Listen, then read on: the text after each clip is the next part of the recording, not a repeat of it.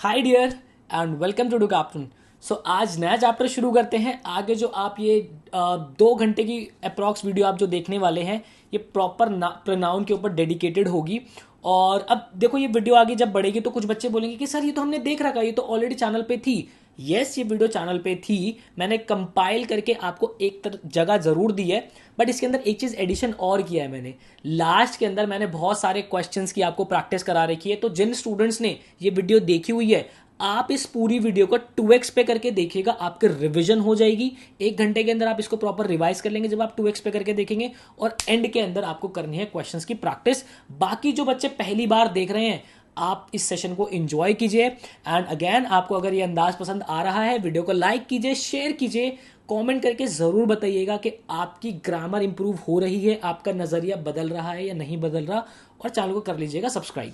और अगर आप भी हमारे प्रीमियम कोर्स का पार्ट बनना चाहते हैं तो ये स्क्रीन के ऊपर आपके जो नंबर आ रहा है 8766208812, इस नंबर पर आप व्हाट्सएप ड्रॉप कर सकते हैं और हमारे बैच से रिलेटेड इंफॉर्मेशन ले सकते हैं। आपको हमारे प्रीमियम कोर्सेज के अंदर क्या मिल जाता है, आपको इंडिया के टॉप फैकल्टीज के वीडियो लेक्चर्स मिल जाते हैं, साथ ही साथ हैंड रिटन बुक्स जो कि यार फैकल्टीज ने आपके लिए लिखी है, हाथों से लिखी है, वो आपके घर तक होती है डिलीवर। उसी के साथ आपको वीडियो सॉल्यूशंस मिल जाते हैं बुक्स के, मतलब कि आपको क्वांट LRDI के बुक्स के सॉल्यूशंस मिल जाते हैं। साथ ही साथ वो स्टूडेंट्स जो कि आईपी मैट इंदौर रोहतक के लिए प्रिपेयर कर रहे हैं, आपको एक IPMAT special e book मिल जाती है। साथ ही साथ आपको एग्जाम स्पेसिफिक मॉक्स मिलते हैं, मतलब कि हर एक चैप्टर के ऊपर आपको 3 से 4 क्वेश्चन मॉक्स मिल जाते हैं। उसी के साथ आपको फुल लेंथ मॉक्स मिल जाते हैं जो कि एक एग्जाम लाइक एनवायरनमेंट क्रिएट करते हैं और आपके ब्रेन को करते हैं फाइनल डी डे के लिए ट्रेन। उसी के साथ आपको मिल जाते हैं लाइफ मेंटरशिप स्ट्रीम्स, जहां पे हमारे प्रीवियस ईयर के जो टॉपर्स हैं, ड्यू जाट रैंक होल्डर 3 जो रहे हैं, क्राइस्ट यूनिवर्सिटी के जो स्टूडेंट्स जो रहे हैं, वो आपकी मेंटरशिप लेते हैं, आपको गाइड कर रहे होते हैं कि थ्रू आउट योर जर्नी आपको किन बातों को फॉलो करना है और किन बातों से बच के निकल जाना है। उसी के साथ आपको मिलती है लाइफ मैराथन्स, जहाँ पे हम मतलब फैकल्टीज आपके साथ लाइव कनेक्ट होते हैं और आपको एक टॉपिक के ऊपर बहुत सारे क्वेश्चंस की प्रैक्टिस कराते हैं। अब यार, अगर आपको लगता है कि आपको प्रीमियम कोर्स की ज़रूरत नहीं है तो कोई दिक्कत नहीं है, ये जो आपका फ्री वर्बल का कोर्स है ये भी अपने आप में सफिशेंट है। बट समवेयर अगर आपको लगता है कि नहीं, आपको थोड़े से क्वेश्चंस की और करने की प्रैक्टिस की ज़रूरत है, या फिर आपको बुक्स अगर आपको चाहिए तो आप सेपरेट हमारी बुक्स और मॉक्स भी ले सकते हैं, मतलब कि आप बुक्स और मॉक्स का कॉम्बो भी ले सकते हैं और आप सिर्फ सेपरेट हमारे मॉक टेस्ट सीरीज भी ले सकते हैं। सो अगेन 8766208812, इस नंबर पर आप व्हाट्सएप ड्रॉप कर सकते हैं और सारी चीज़ों की क्वेरीज आप हमसे ले सकते हैं। तो अगेन आप इस वीडियो को एंजॉय कीजिए। मिलता आपसे नेक्स्ट वीडियो के अंदर। बाय बाय, पढ़ाई करते रहिएगा। हेलो एवरीवन, मैं भूपेंद्र सिंह एक बार फिर से स्वागत करता हूं आपके अपने लर्निंग प्लेटफॉर्म प्रिंस एकेडमी पर। तो भाई, इससे पहले वाले सेशन के अंदर हमने अपने नाउन्स को बहुत अच्छे से जाना था। उनके अंदर वो जो छोटी छोटी गलतियां हम करते हैं, मतलब बचपन से ही करते आए हैं, उन गलतियों को हमने पकड़ा था और कैसे हम उनको याद रख सकते हैं उस खूबसूरती के ऊपर हमने काम किया था। अब हम उसी क्रम के अंदर आगे बढ़ते हैं और हमारा ये वाला चैप्टर अब हम जो शुरू करने वाले हैं, ये बहुत ज़्यादा इंपॉर्टेंट हमारा टॉपिक है। इस चैप्टर का नाम है प्रोनाउंस। और एग्जामिनेशन पॉइंट ऑफ व्यू से भी अगर मैं देखूँ ना, तो ये एग्जामिनर्स का सबसे सबसे ज़्यादा चहीता जो है चैप्टर होता है क्वेश्चंस बनाने के लिए, क्योंकि इसी चैप्टर के अंदर से बच्चे सबसे ज़्यादा गलतियां करते हैं। तो बिल्कुल उसी टेस्ट के साथ, वही ट्रिक्स के साथ हम आगे बढ़ते हैं और प्रोनाउन की वो जो बारीक बारीक गलतियां हैं उनको जानने की कोशिश करते हैं। और यकीनन जब तक हम अपने प्रोनाउन को ख़त्म करेंगे, आपके पास इतनी अच्छी मैं आपको टेक्निक सिखाऊंगा कि प्रोनाउंस आपकी मुट्ठी में आ जाएगा। तो अब बिना समय वेस्ट किए आगे बढ़ते हैं हम और प्रोनाउंस को जानते हैं कि एक्चुअल में प्रोनाउंस होते क्या हैं। तो प्रोनाउन की बात करूं तो हिंदी में हम इसे कहते हैं सर्वनाम। अब क्या है प्रोनाउन, क्यों हम इसको पढ़ रहे हैं, क्या जरूरत पड़ गई प्रोनाउन पढ़ने की, इनको जरा अच्छे से जानते हैं। मान लो मैं आपको ये कहता हूं कि राम एक अच्छा लड़का है, ठीक है। राम सुबह 6 बजे उठता है। राम DAV स्कूल में पढ़ता है। राम क्लास में बहुत अच्छे से सीखता है। राम अपने बड़ों का सम्मान करता है, राम रात को जल्दी सोता है। तो अब इन सेंटेंसेस के अंदर मैं क्या कर रहा हूं, राम को बहुत ज्यादा बार रिपीट कर रहा हूं, और ये जो है सुनने में बहुत ऑड लग रहा है हमें, है ना। तो अब इसको लेके प्रोनाउंस हमारे पिक्चर के अंदर आते हैं। प्रोनाउन क्या होते हैं भाई हमारे? प्रोनाउन हमारे वो वर्ड्स होते हैं जो कि हम एक या एक से ज्यादा नाउन्स जो होते हैं उनकी जगह पे यूज करते हैं ताकि हम उस रिपीटिशन को खत्म कर सके। तो प्रोनाउन का इस्तेमाल कहां किया जाता है? नाउन की जगह पे जिन शब्दों को हम रखते हैं उनको हम प्रोनाउन कहते हैं। सिंपल भाषा के अंदर हमने समझा। क्यों? ताकि हम रिपीटिशन को अवॉइड कर सके, टू अवॉइड रिपीटिशन। क्लियर है ये चीज बढ़िया से? आपको कोई दिक्कत नहीं है? अच्छा जी। तो प्रोनाउन को अगर मैं बिल्कुल लेमन भाषा में बोलूं तो नाउन की जगह आने वाले जो वर्ड्स हैं उनको हम प्रोनाउन कहते हैं। ठीक है, क्लियर है ये चीज बढ़िया से? अच्छा जी, एग्जाम्पल देखते हैं अब इसके हम। Ramesh is a great painter. ठीक है, तो रमेश क्या हो गया मेरा? यहां पर एक नाउन हो गया, है ना। अब अगर मुझे रमेश के बारे में और कुछ बताना है तो मैं उसकी जगह बार बार रमेश ना लिखूं तो मैं क्या लिख सकता हूं? उसके आगे मैं लिखूंगा he is a great painter. ठीक है, तो रमेश की जगह मैंने क्या लिख दिया? यहाँ पे ही लिख दिया। और ये मेरा ही क्या है भाई? यहाँ पे ही है मेरा प्रोनाउन। ठीक है, अब मैंने यहाँ पे ही क्यों लिखा? मैंने यहाँ पे दे क्यों नहीं लिखा? मैंने यहाँ पे शी क्यों नहीं लिखा? अब बोलोगे सर इतना तो हमें पता ही है, रमेश जो है वो लड़के का नाम है ना, इसलिए हम यहाँ पे ही लगा रहे हैं। इसकी भी बात मैं आपसे करूंगा। मतलब अगर आपको आप ना अपने जो आपका लॉजिकल रीजनिंग वाला पोर्शन है ना, उसके अंदर एक चीज ध्यान रखना, वो एज वाले जो क्वेश्चंस होते हैं ना उसके अंदर ध्यान रखना, सिर्फ नाम के बेस पे जो है आप ये डिसाइड नहीं कर सकते कि कोई वो लड़का है या लड़की है। हो सकता है कि किसी लड़की का नाम जो है वो रमेश हो, ठीक है ना। ऐसे बहुत सारे केसेस होते हैं जिसके अंदर लड़की का नाम रमेश होता है, मतलब रमेश एज इन के कुछ और लड़के वाला नाम, है ना। तो बट यहाँ पे मैं मान के चल रहा हूँ कि ये लड़का ही है, तो he is a great painter. अब मुझे रमेश के बारे में और कुछ भी बताना है तो मैं ही का इस्तेमाल करूंगा, बार बार रमेश को वहां पे यूज में नहीं लूंगा। तो वो जो लॉजिकल रीजनिंग वाली बात है मुझे एकदम से याद आई, तो मैंने कहा आपको बता दूं, जब आप एज वाले क्वेश्चंस करोगे तो इसका ध्यान रखना। ठीक है, चलो आगे देखते हैं। Raj, Sujit and Manish are going. अब देखो, Raj, Sujit and Manish are going, तो बहुत वो जो तीनों है वो जा रहे हैं, तो उनको मैं क्या लिख सकता हूं? They are going. ठीक है, अब मैं अगर ये बोल रहा हूं कि राज, सुजीत और मनीष जा रहे हैं, और राज, सुजीत और मनीष जो है आज शॉपिंग करके गए हैं, मतलब आज शॉपिंग की, अब वो जा रहे हैं, और राज, सुजीत और मनीष तीनों लड्डू खाना पसंद करते हैं। राज, सुजीत और मनीष ने एक कलर की टी शर्ट पहनी है। तो बार बार ये राज, सुजीत और मनीष ना इस्तेमाल करके मैं क्या इस्तेमाल करूंगा? यहाँ पे दे इस्तेमाल करूंगा। अब यहां पर मैं दे ही क्यों इस्तेमाल करूंगा? मैं और कुछ इस्तेमाल क्यों नहीं कर रहा? क्यों हम इनको पकड़ते हैं? ये वर्ड क्या है, कैसे है? अब इसको जरा थोड़ा सा अच्छे से समझने की कोशिश करते हैं। ठीक है, तो अभी हमने क्या सीखा? अभी हमने सीखा कि नाउन की जगह पे इस्तेमाल करने वाले कुछ ऐसे वर्ड्स होते हैं जिनको हम प्रोनाउंस कहते हैं, और उनका इस्तेमाल हम क्यों करते हैं?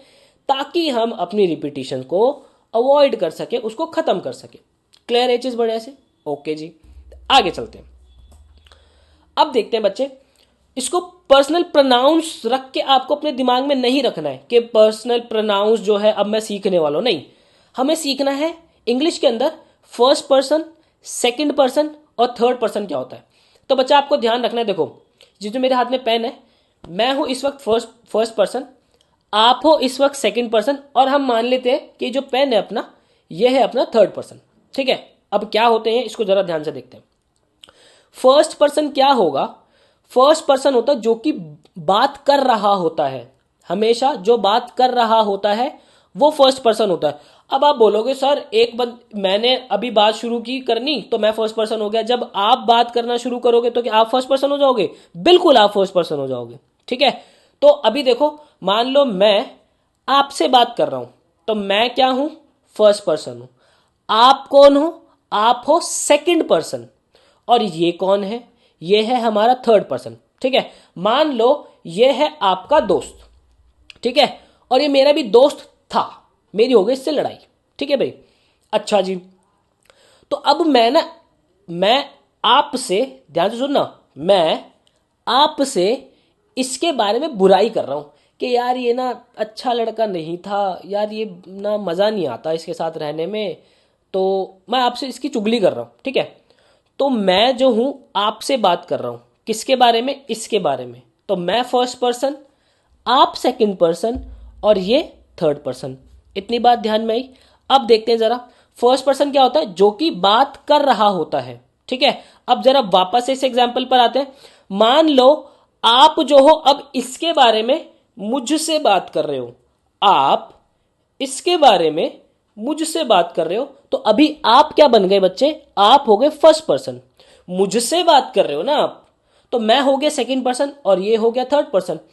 अगर आप इससे बात करते मेरे बारे में, तो आप हो गए फर्स्ट पर्सन, ये हो गया सेकंड पर्सन और मैं हो गया थर्ड पर्सन। सर बहुत सारे first person, second person, third person हो गए।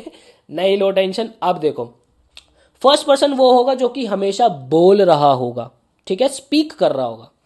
सेकंड पर्सन वो होगा जिससे फर्स्ट पर्सन बोल रहा होगा, जैसे कि मैं अभी आपसे बोल रहा हूं, तो मैं फर्स्ट पर्सन, आप सेकंड पर्सन, ठीक है। और थर्ड पर्सन कह लो, और थर्ड पर्सन भी हो सकता है और वो कोई चीज भी हो सकती है जिसके बारे में फर्स्ट पर्सन बात कर रहा होगा।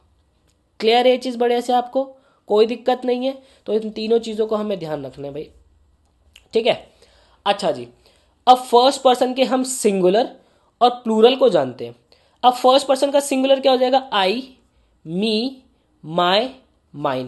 प्लूरल क्या हो जाएगा भाई, देखो, वी, अस, आर, अर्स। जैसे कि अब मैं बोल रहा हूं ना, हम सब जा रहे हैं, तो अभी देखो हम सब के लिए मैं वी यूज कर रहा हूं, है ना। तो हम सब में मैं जो हूं प्लूरल चीजें दिखा रहा हूं ना, हम सब जा रहे हैं, बहुत सारे हो गए, तो इसके लिए मैं वी यूज करूंगा, ठीक है। अस कहाँ यूज होगा उसकी भी बात करेंगे, अवर कहाँ यूज होगा, आर्स कहाँ यूज होगा उसकी भी बात करेंगे भी तसल्ली से। सेकंड पर्सन के लिए सिंगुलर क्या होता है, यू, योर्स और योर, ठीक है। और प्लूरल भी सेम ही रहता है भाई, यू, योर, योर्स तीनों ही आते हैं, ठीक है। इस चीज का ध्यान रखना है आपको। थर्ड पर्सन के लिए क्या हो जाएगा singular, he, she, him, her, his, hers, it और इट्स, ठीक है। और प्लूरल क्या हो जाता है इनके लिए, दे, देम और देयर। अब इनका इस्तेमाल कैसे होता है, क्या होता है, करेंगे, तसल्ली रखने में बात करेंगे भाई हम बहुत बढ़िया से। आगे चलते हैं जी। अब ये कुछ एग्जाम्पल्स हैं, हम इसके अंदर से फर्स्ट पर्सन, सेकंड पर्सन और थर्ड पर्सन को जानेंगे, ठीक है। जैसे कि अब देखो फर्स्ट पर्सन का एग्जाम्पल लेते हैं। I was glad to find the bus, ठीक है। तो मुझे बहुत खुशी हुई कि मुझे बस मिल गई। देखो, मुझे बहुत खुशी हुई कि मुझे बस मिल गई। अब यहां पर क्या है, मैं बात कर रहा हूं, तो ये आई क्या हो जाएगा, फर्स्ट पर्सन हो जाएगा, this is first person. Clear है चीज बढ़िया से। अच्छा जी, अब देखते हैं। You are surely the strangest child I have ever met. तो देखो अभी क्या है, मैं बोल रहा हूं मान लो आपसे कि you are the strangest child I have ever met, मतलब कि आप जो हो अभी तक के सबसे अजीब बच्चे हो जिससे मैं मिला। अरे दिल पे मत लेना इसको भैया ना, ये जैसे एक एग्जाम्पल में कह रहा हूं, है ना। हाँ, तो अब देखो यू, तो ये क्या हो जाएगा भाई, सेकंड, क्योंकि मैं जो हूं आपसे बात कर रहा हूं ना, तो आप तो हो गए सेकंड पर्सन और आई क्या हो जाएगा यहां पे, this is first person. Clear है ये चीज बढ़िया से। आगे देखते हैं। अब थर्ड पर्सन का एग्जाम्पल देखते हैं। He stole the neighbour's dog and force it to live with him. अब देखो बच्चे ध्यान से, मैं बात कर रहा हूं, तो किसी से तो बात करूंगा ना, मैं आपसे बात कर रहा हूं, जैसे कि इसने, he stole the neighbour's dog and force it to live with him. इसने अपने पड़ोसी का कुत्ता चुरा लिया, अब उसको फोर्स कर रहा है कि अब खुद के साथ रहने के लिए। तो देखो मैं आपसे बात कर रहा हूं इसके लिए, तो ये ही क्या हो जाएगा बच्चे यहाँ पे, थर्ड पर्सन, और ये हिम भी क्या हो जाएगा यहाँ पे, थर्ड पर्सन हो जाएगा। क्लियर है चीज आपको बढ़िया से। तो अभी first person, second person, third person अच्छे से डिफरेंशिएट कर सकते हैं हम इसके अंदर, ठीक है जी। इसी के साथ अब हम आगे बढ़ जाते हैं। अब प्रोनाउन का जो पूरा क्रक्स है वो एक यही टेबल है जो आपकी स्क्रीन के ऊपर आ रहा है अभी। सबसे ज्यादा इंपॉर्टेंट टेबल है ये, इसको मैं स्टार मार्क कर रहा हूं, आप अच्छे से इसको बनाइएगा। इसके अंदर अब समझते हैं हम। सबसे पहले मैं आपसे बात करता हूं इन दो कॉलम्स की, ठीक है। सब्जेक्टिव या फिर नॉमिनेटिव केस, ऑब्जेक्टिव केस की बात करूंगा। अब देखो भाई सब्जेक्टिव, अब आगे से ना मेरे मुंह से कभी सब्जेक्टिव केस निकल रहा है या नॉमिनेटिव केस निकल रहा है, ये दोनों एक ही बात होगी। ठीक उसी तरीके से जिस तरीके से स्कूल के अंदर आपका कुछ और नाम है और घर पर कुछ और नाम है, बट सुनते हमेशा आप ही हो, तो इसलिए सब्जेक्टिव और नॉमिनेटिव ये दोनों एक ही नाम है। अब ये है क्या, इनकी हम बात करते हैं अच्छे से भाई। अब तो सब्जेक्टिव या नॉमिनेटिव केसेस क्या होते हैं, वहां पर आपको हमेशा से फील आएगी कि किसी पर्सन के द्वारा वो काम किया जा रहा है, ठीक है, डूअर वाली फीलिंग आएगी, ठीक है। और ऑब्जेक्टिव केस क्या होगा, और अभी ये फीलिंग आएगी आपको एक्चुअल सेंटेंसेस के अंदर, देखना। ऑब्जेक्टिव केसेस क्या हो गए, आपको हमेशा से फील आएगी कि वो जो पर्सन है उस काम को जो है ना वो रिसीव कर रहा है, ठीक है। क्या कह रहा हूं इसको अच्छे से समझते हैं हम। अभी आगे बढ़ने से पहले एक चीज ध्यान रखना है कि जैसे मैं कहता हूं मैं रोज डेली सुबह पार्क में भागने जाता हूं, तो मैं भागने जा रहा हूं तो वो डेली काम कर रहा हूं ना मैं, मतलब काम कर रहा हूं मैं, तो करने वाली फीलिंग आ रही है। तो वी जो हो गया और यू हो गया, ही, शी, इट, दे, ये सब क्या हो गए, सब्जेक्टिव या नॉमिनेटिव केसेस हो जाएंगे। अभी सेंटेंसेस जब आएंगे क्लियर हो जाएगी पिक्चर एकदम, तसल्ली से बस समझते चल रहे हैं। अभी हमें टेबल को अच्छे से बना लेना। ऑब्जेक्टिव का देखो, आई का ऑब्जेक्टिव क्या हो जाता है, मी। वी का हो जाता है अस, यू का हो जाता है यू, यू का मतलब यू ही रहता है। ही का हिम, शी का हर, इट का इट ही रहता है, और दे का हो जाता है देम। क्लियर है चीज। अब चलते जरा आगे, हम अच्छे से समझने की कोशिश करते हैं कि दोनों एक्चुअल में क्या है। देखो सबसे पहले अब हम समझते हैं कि भाई सब्जेक्टिव या नॉमिनेटिव केस हमारे क्या है, कहां, कैसे, क्या होते हैं, बस इसको बढ़िया से समझते हैं अब हम। When a pronoun is used as a subject of a sentence, वही वाली बात है, हमेशा यहां पे आपको एक डूअर वाली फीलिंग आएगी। मतलब कि जो pronoun होगा उसको एज अ सब्जेक्ट अगर आप यूज करोगे तो हमेशा से वो क्या होगा, सब्जेक्टिव वाली जो है हमें pronoun यूज कर रहे हैं। क्या है समझते हैं जरा इसको। एग्जाम्पल आपकी स्क्रीन पर आ रहा है, मी टीच इंग्लिश, मी टीच इंग्लिश। अब देखो यहां पे कुछ ऐसी सी हमें फील आ रही है कि मैं इंग्लिश पढ़ाता हूं, है ना। तो देखो मी टीच इंग्लिश, ये क्या हो जाएगा, गलत हो जाएगा, क्योंकि अभी हमने क्या देखा कि मी होता है ऑब्जेक्टिव केस, किसका, आई का, है ना। और जब कभी भी हमें ऐसी फीलिंग आए कि कोई इंसान काम को कर रहा है, तो हमें उसके लिए क्या यूज करना है, सब्जेक्टिव केसेस यूज करने हैं। तो मी का जो सब्जेक्टिव केस है वो क्या है, आई। तो आई टीच इंग्लिश, ये करेक्ट सेंटेंस है हमारा। क्लियर है। मैं फिर से फ्रेम आउट कर रहा हूं चीज को बच्चा, कि देखो जब कभी भी हमें ऐसी फीलिंग आ रही है कि यहां पे वो जो पर्सन है इस काम को करता है, तो हमेशा सब्जेक्टिव केस हम यूज करेंगे, ठीक है, इसमें कोई दिक्कत नहीं है हमें। एक और एग्जांपल देखते हैं, अस play football in the evening. अब यहां पे क्या सेंटेंस है, मतलब सेंस क्या आ रही है सेंटेंस की, हम शाम को फुटबॉल खेलने जाते हैं। तो यहां पे ये अस जो है दिस इज ऑब्जेक्टिव केस, है ना, पर यहां पर हम खेलने जाते हैं तो उस काम को कर रहे हैं ना हम, तो we play football in the evening is the correct sentence. Clear है, इसमें कोई दिक्कत नहीं होगी आपको अभी तक। पूरी एनर्जी के साथ आगे बढ़ते हैं। अब जानते हैं हम, हमेशा ऑब्जेक्टिव केस को जानना है अब हमें। तो ऑब्जेक्टिव केस क्या होते हैं भाई हमारे, वही हमेशा हमें ऐसी फीलिंग आएगी कि वहां पे जो पर्सन है ना वो उस काम को रिसीव कर रहा है, ठीक है। तो अब देखते हैं जरा एग्जाम्पल देखते हैं, मी टीच दे इंग्लिश। अब यहां पे सेंटेंस कहना क्या चाह रहा है कि भाई मैं उनको, अब मान लो कि उनको से आपके साथ बहुत सारे बच्चे बैठे हैं, अभी मैं कह रहा हूं कि मैं उनको इंग्लिश पढ़ाता हूं, ठीक है। तो अब देखो मैं तो काम करता हूं, तो ये मी तो नहीं आएगा, उसकी जगह क्या आना चाहिए, आई आएगा। क्यों आएगा आई, क्योंकि सब्जेक्टिव केस है, तो मैं तो काम कर रहा हूं, है ना।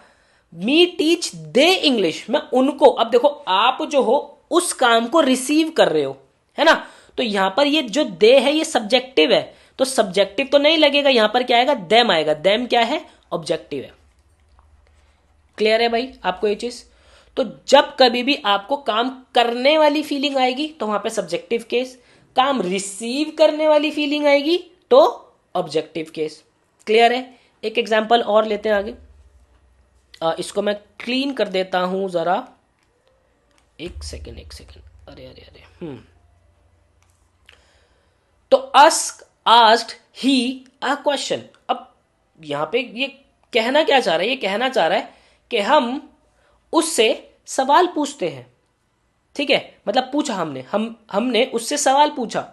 अस आस्क्ड ही अ क्वेश्चन। देखो, अब हमने सवाल पूछा है तो हमने तो काम किया है, तो अस तो ऑब्जेक्टिव केस होता है, तो ये तो नहीं आएगा, क्या आएगा? वी आएगा। अब उससे सवाल पूछा है तो उसने उस सवाल को रिसीव किया होगा ना, है ना?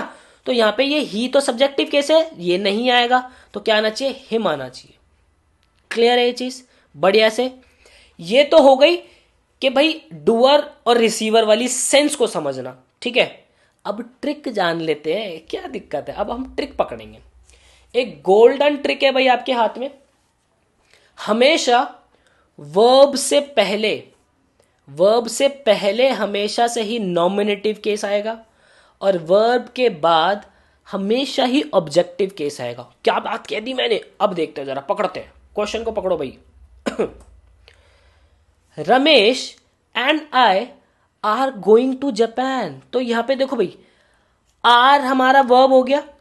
अब आर से पहले हमेशा क्या आएगा? नॉमिनेटिव केस आएगा। तो देखो, रमेश एंड आई, नॉमिनेटिव या फिर सब्जेक्टिव। तो आई और ये रमेश क्या हो गया? ये सब्जेक्टिव केसेस हो गए, तो वर्ब से पहले आ गए। करेक्ट है, बिल्कुल। बात आई समझ में? अच्छा जी। Suraj and I were best friends. देखो, वर क्या हो गया? यहाँ पे वर्ब हो गई, और वर्ब से पहले हमेशा क्या आएंगे? सब्जेक्टिव केसेस आएंगे। क्लियर है एकदम? ठीक है, तो देखो, आई हमारा सब्जेक्टिव है ना, सूरज हमारा सब्जेक्टिव है। अच्छा, अब देखते हैं। Two girls, Priya and she were recommended for scholarship. तो अब देखो यहाँ पे ध्यान से, यहाँ पर क्या है? एक सेकेंड, ये मैं थोड़ा सा इरेजर पता नहीं क्यों अटक जाता है। हाँ, ये वर की अगर मैं बात करूं तो वर हमारा क्या है? यहाँ पे एक वर्ब है, तो वर्ब से पहले हमेशा ही क्या आएगा? हमारा नॉमिनेटिव केस आएगा। तो वर से पहले शी आया है। ठीक है, तो ये हमारा बिल्कुल करेक्ट हो गया।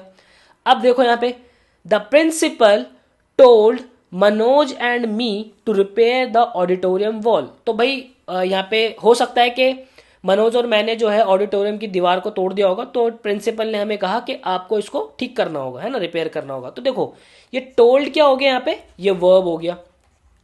टोल्ड के बाद क्या आएगा भाई? हमेशा से ही एक ऑब्जेक्टिव केस आएगा। तो the principal told Manoj and me, आया मी यहां पर, तो ये मी, इसका सब्जेक्टिव क्या होता है? आई। तो अगर आप यहां पे आई लगा रहे हो तो ये चीज गलत हो जाएगी। तो हमें क्या ध्यान रखना है आगे से? वर्ब से पहले हमेशा नॉमिनेटिव केस, वर्ब के बाद हमेशा ऑब्जेक्टिव केस। क्लियर है? सिंपल हो गई चीज। बढ़ते हैं आगे और देखते हैं, हम जानते हैं आगे। अच्छा जी, तो अभी मैंने बात की आपसे सब्जेक्टिव और नॉमिनेटिव केस की, मतलब ऑब्जेक्टिव केसेस को, और हमने जाना अच्छे से।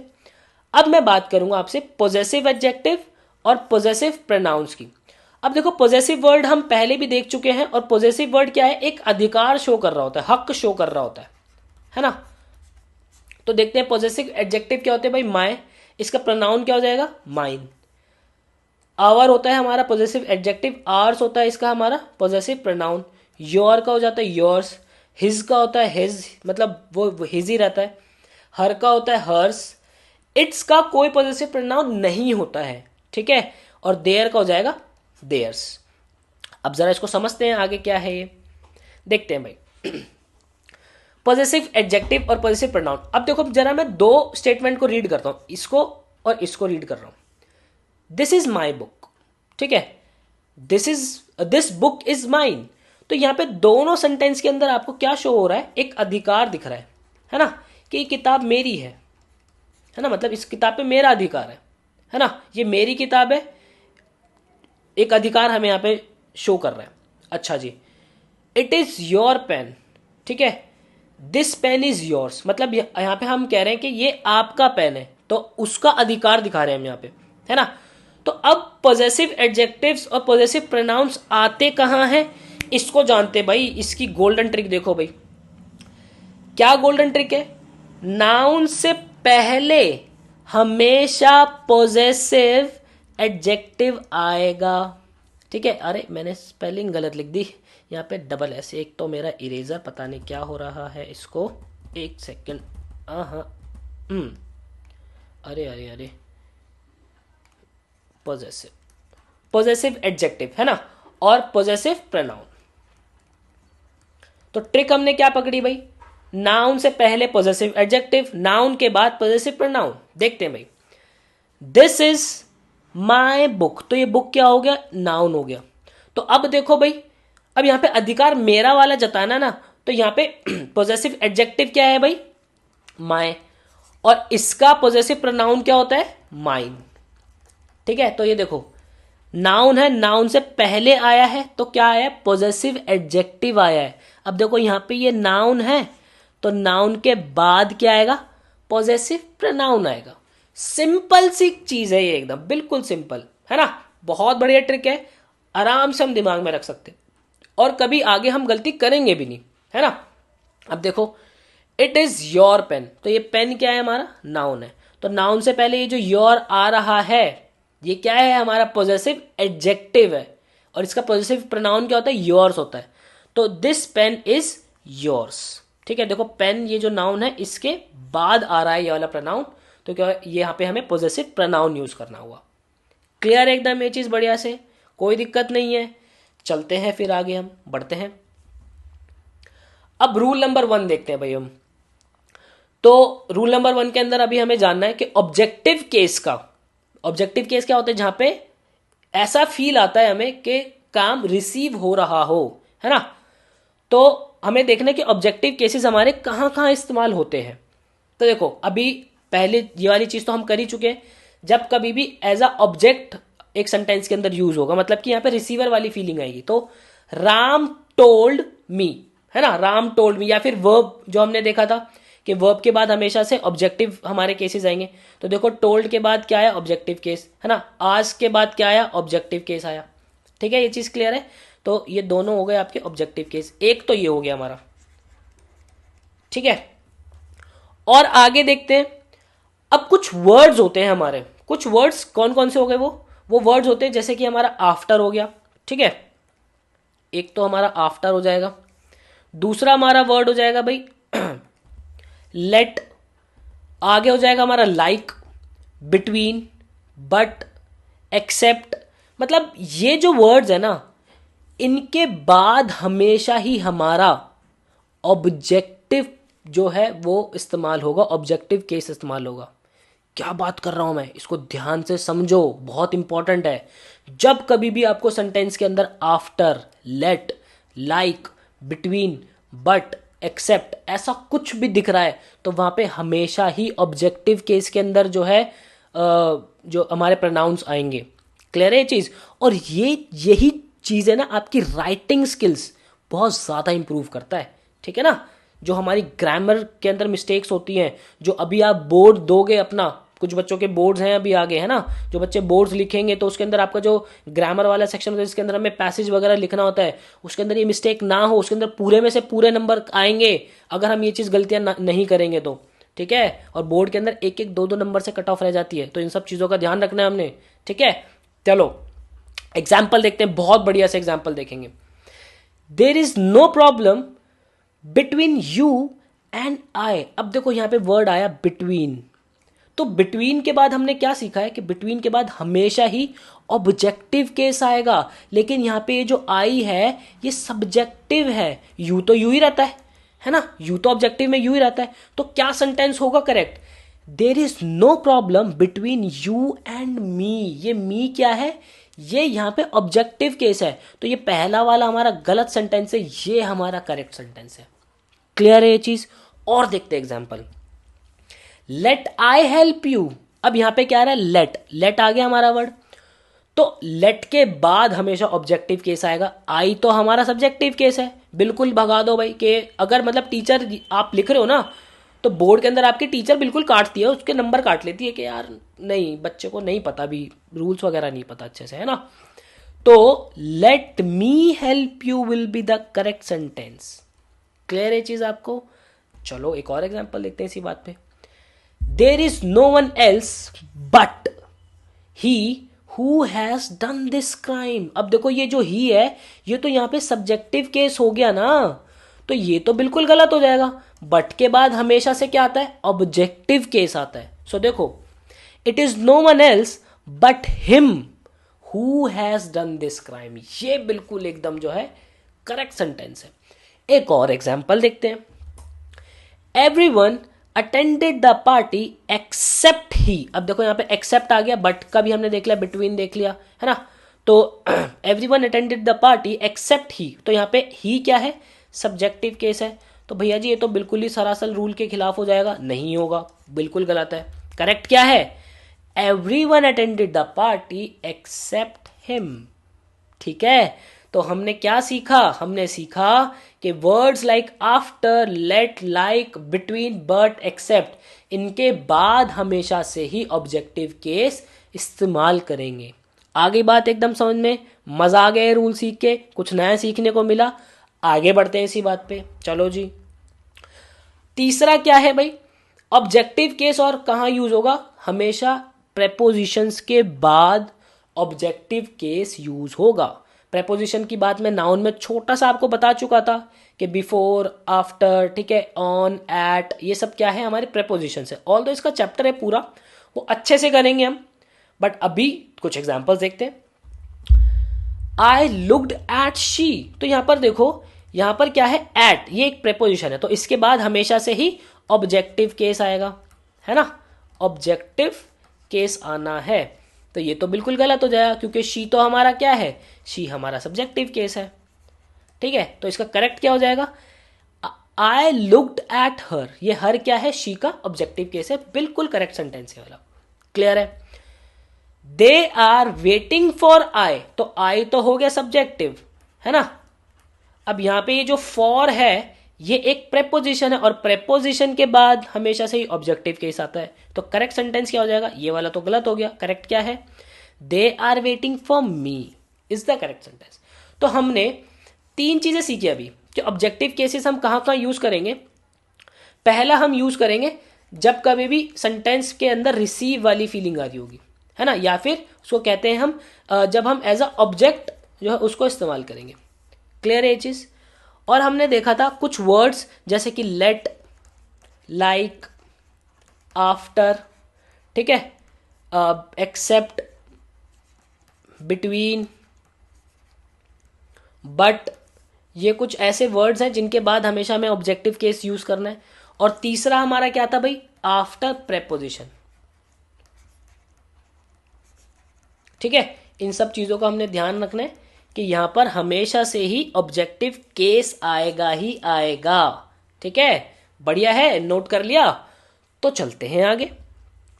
रूल नंबर 2 भाई, बहुत ज्यादा बढ़िया रूल है ये, और मतलब इतना मजा आएगा ना आपको इसको सीखने में, आप कहोगे कि क्या ट्रिक है, मतलब मजा आ गया।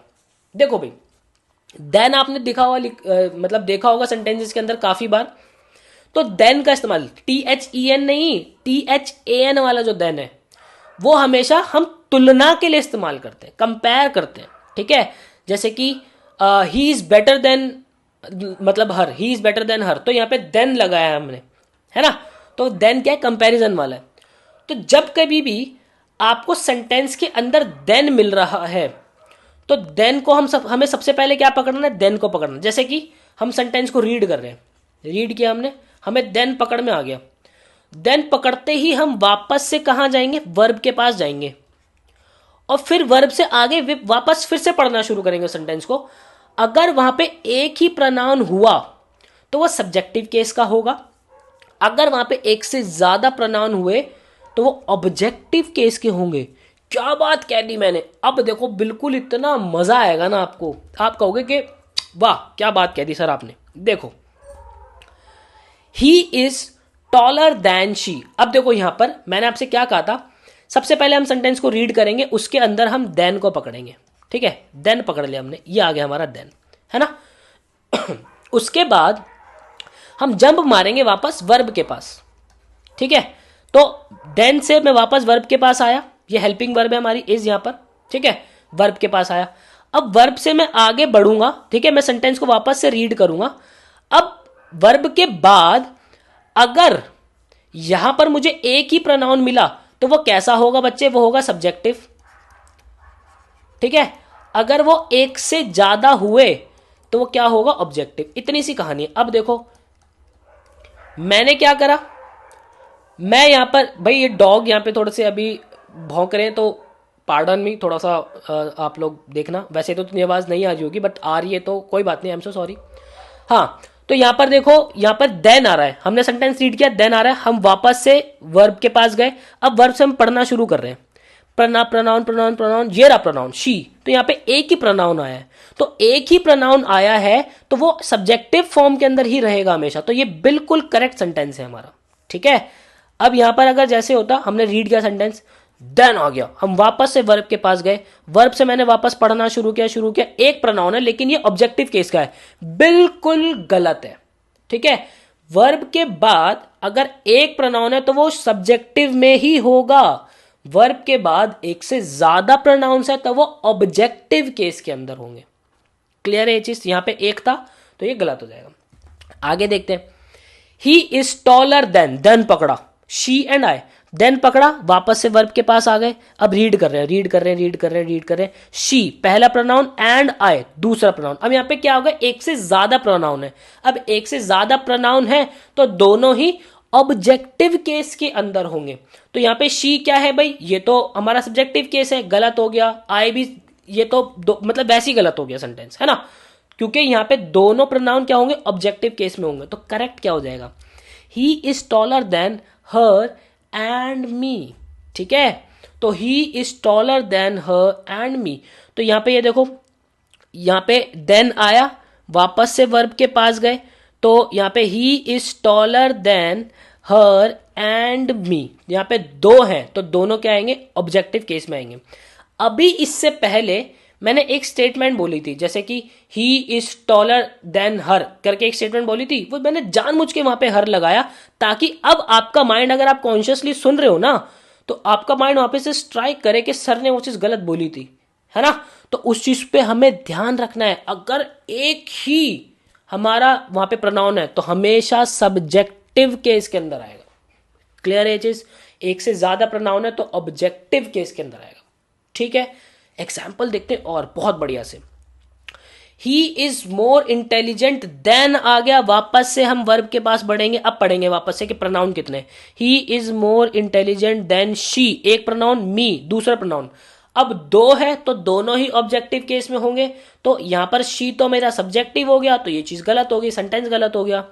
तो क्या होगा यहाँ पे, आगे एक और देखते हैं इसका example, he is more intelligent then she and आई। बच्चे तो दोनों ही जो है सब्जेक्टिव केस में है, तो ये गलत हो गया, ये भी गलत हो गया सेंटेंस। तो अब देखते हैं, he is more intelligent then her and me. अब यहाँ पे ये दोनों ही हमारे ऑब्जेक्टिव केस के अंदर है, ये बिल्कुल हमारा करेक्ट सेंटेंस हो गया। मजा आ गया ना।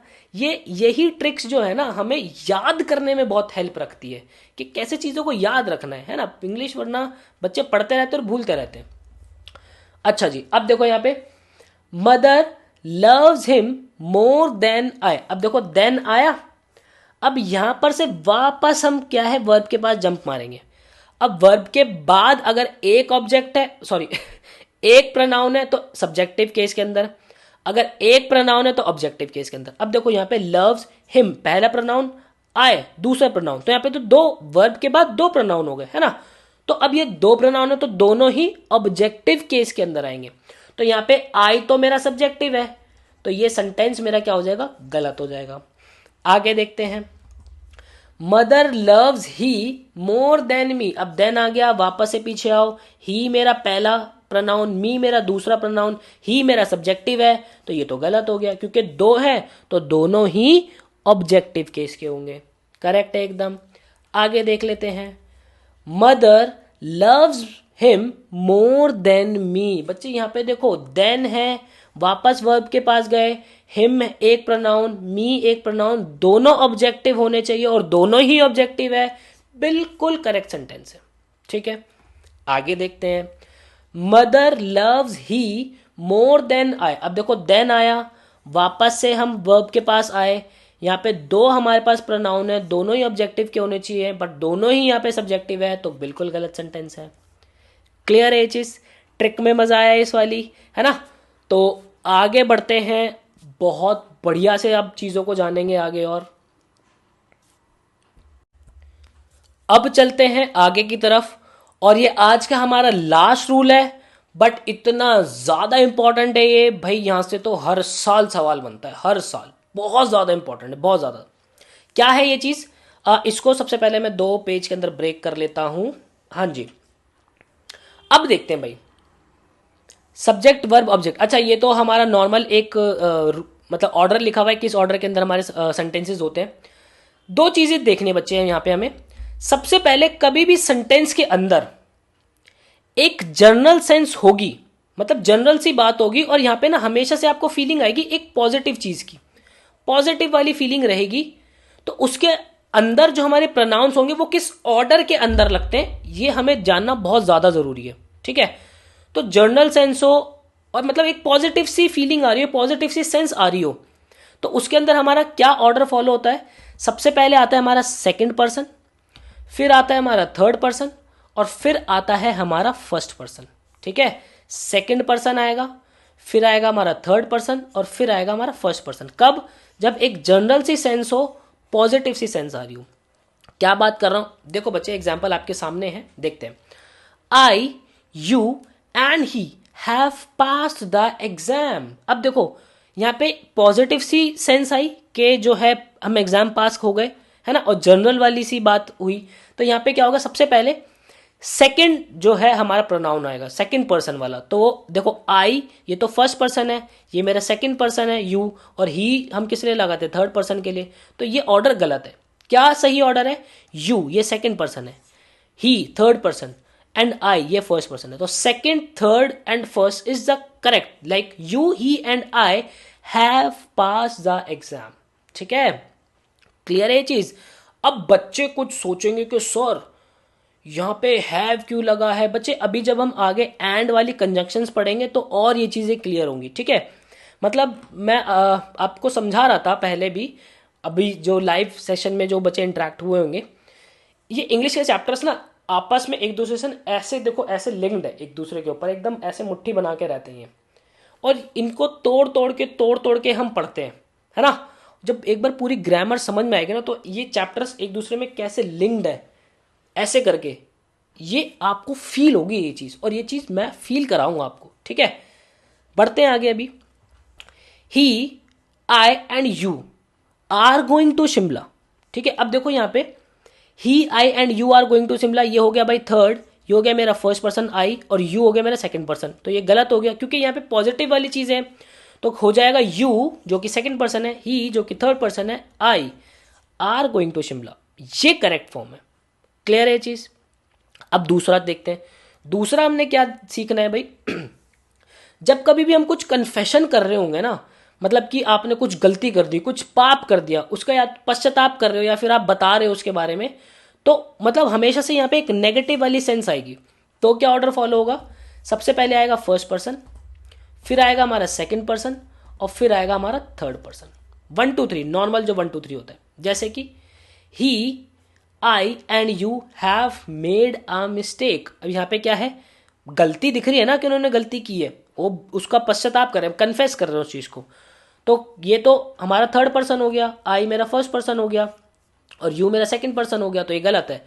तो करेक्ट हो जाएगा I, you and he have made a mistake. ठीक है, तो ये फर्स्ट सेंटेंस हमारा गलत हो गया, ये हमारा करेक्ट हो गया। अब जरा कुछ प्रैक्टिस कर लेते हैं इसके ऊपर, देखते हैं भाई। Me, you and she has finished the work. ठीक है, तो देखो अभी हमने 2 चीजें पढ़ी है। जब कभी भी जनरल वाली सेंस आएगी हमें, तो हमें क्या ऑर्डर फॉलो करना है? 2 3 1। ठीक है, कन्फेशन वाली या पाप वाली कोई ऐसी हमें चीजें आएंगी, तो हमें क्या ऑर्डर फॉलो करना है? 1 2 3। ठीक है, अब देखते हैं भाई, जरा आगे बढ़ जाते हैं। Me, you and she has finish the work. अब यहां पे क्या है? एक जनरल सी सेंस वाली बात हो रही है। तो यहां पर क्या है, पहले सेकंड पर्सन आएगा, फिर थर्ड पर्सन आएगा और फिर फर्स्ट पर्सन आएगा।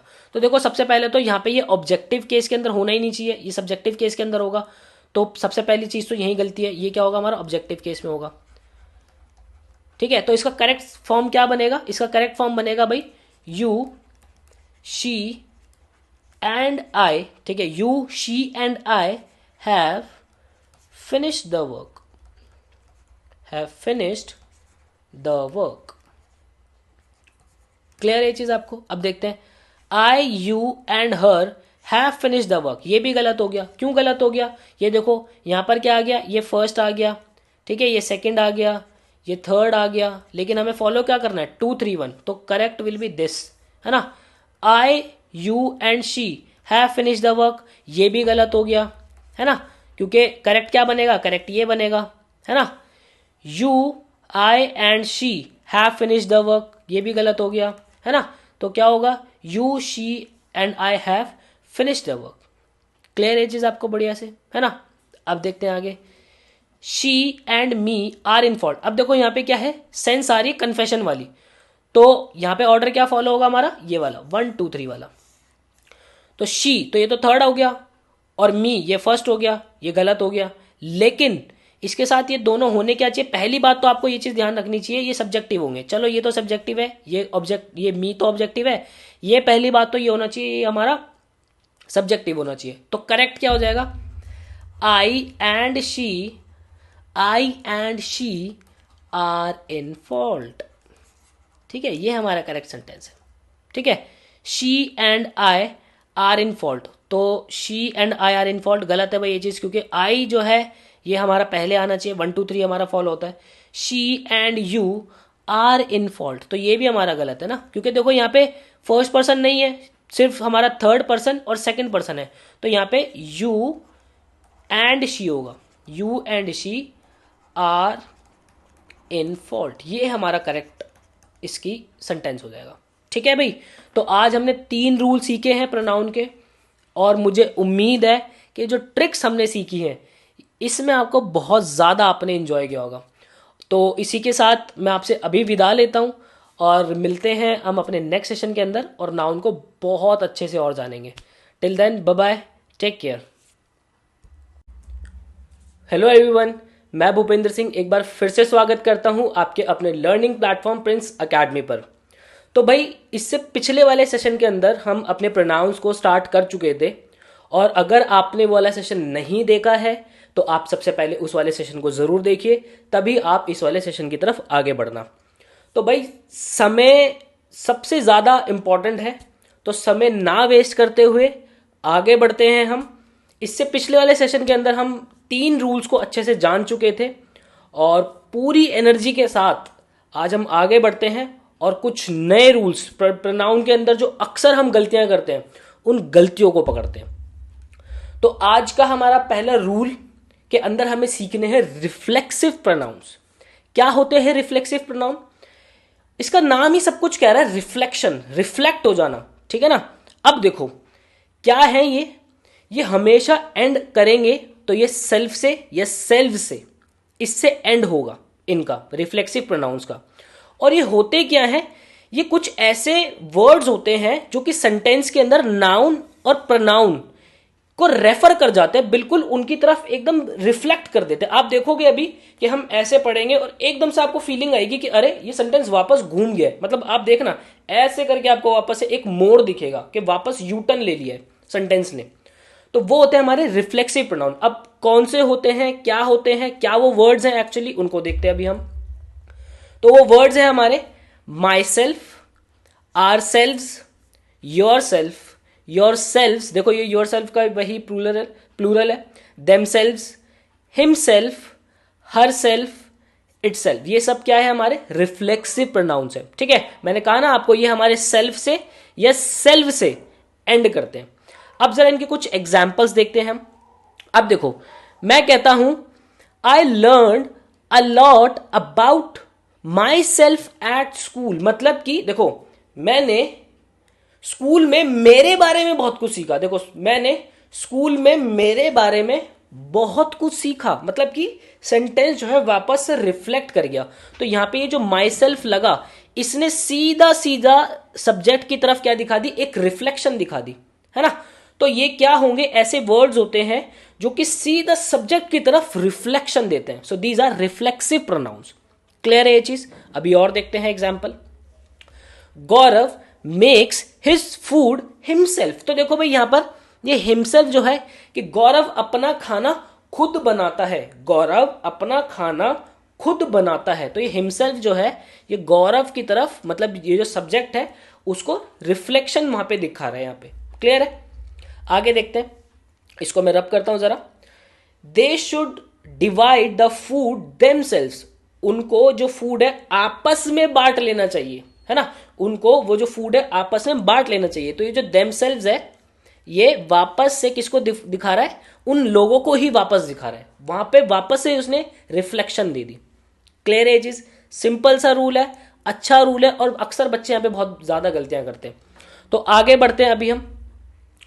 अब बहुत ज्यादा कुछ इंपॉर्टेंट चीजें हैं, उनके ऊपर हमें ध्यान देना है। यहां पे से एग्जामिनर का ना, मतलब अगर मान लो मैं एग्जामिनर होता ना, तो ये मेरा फेवरेट पार्ट होता प्रोनाउन के अंदर क्वेश्चंस जो है बनाने का।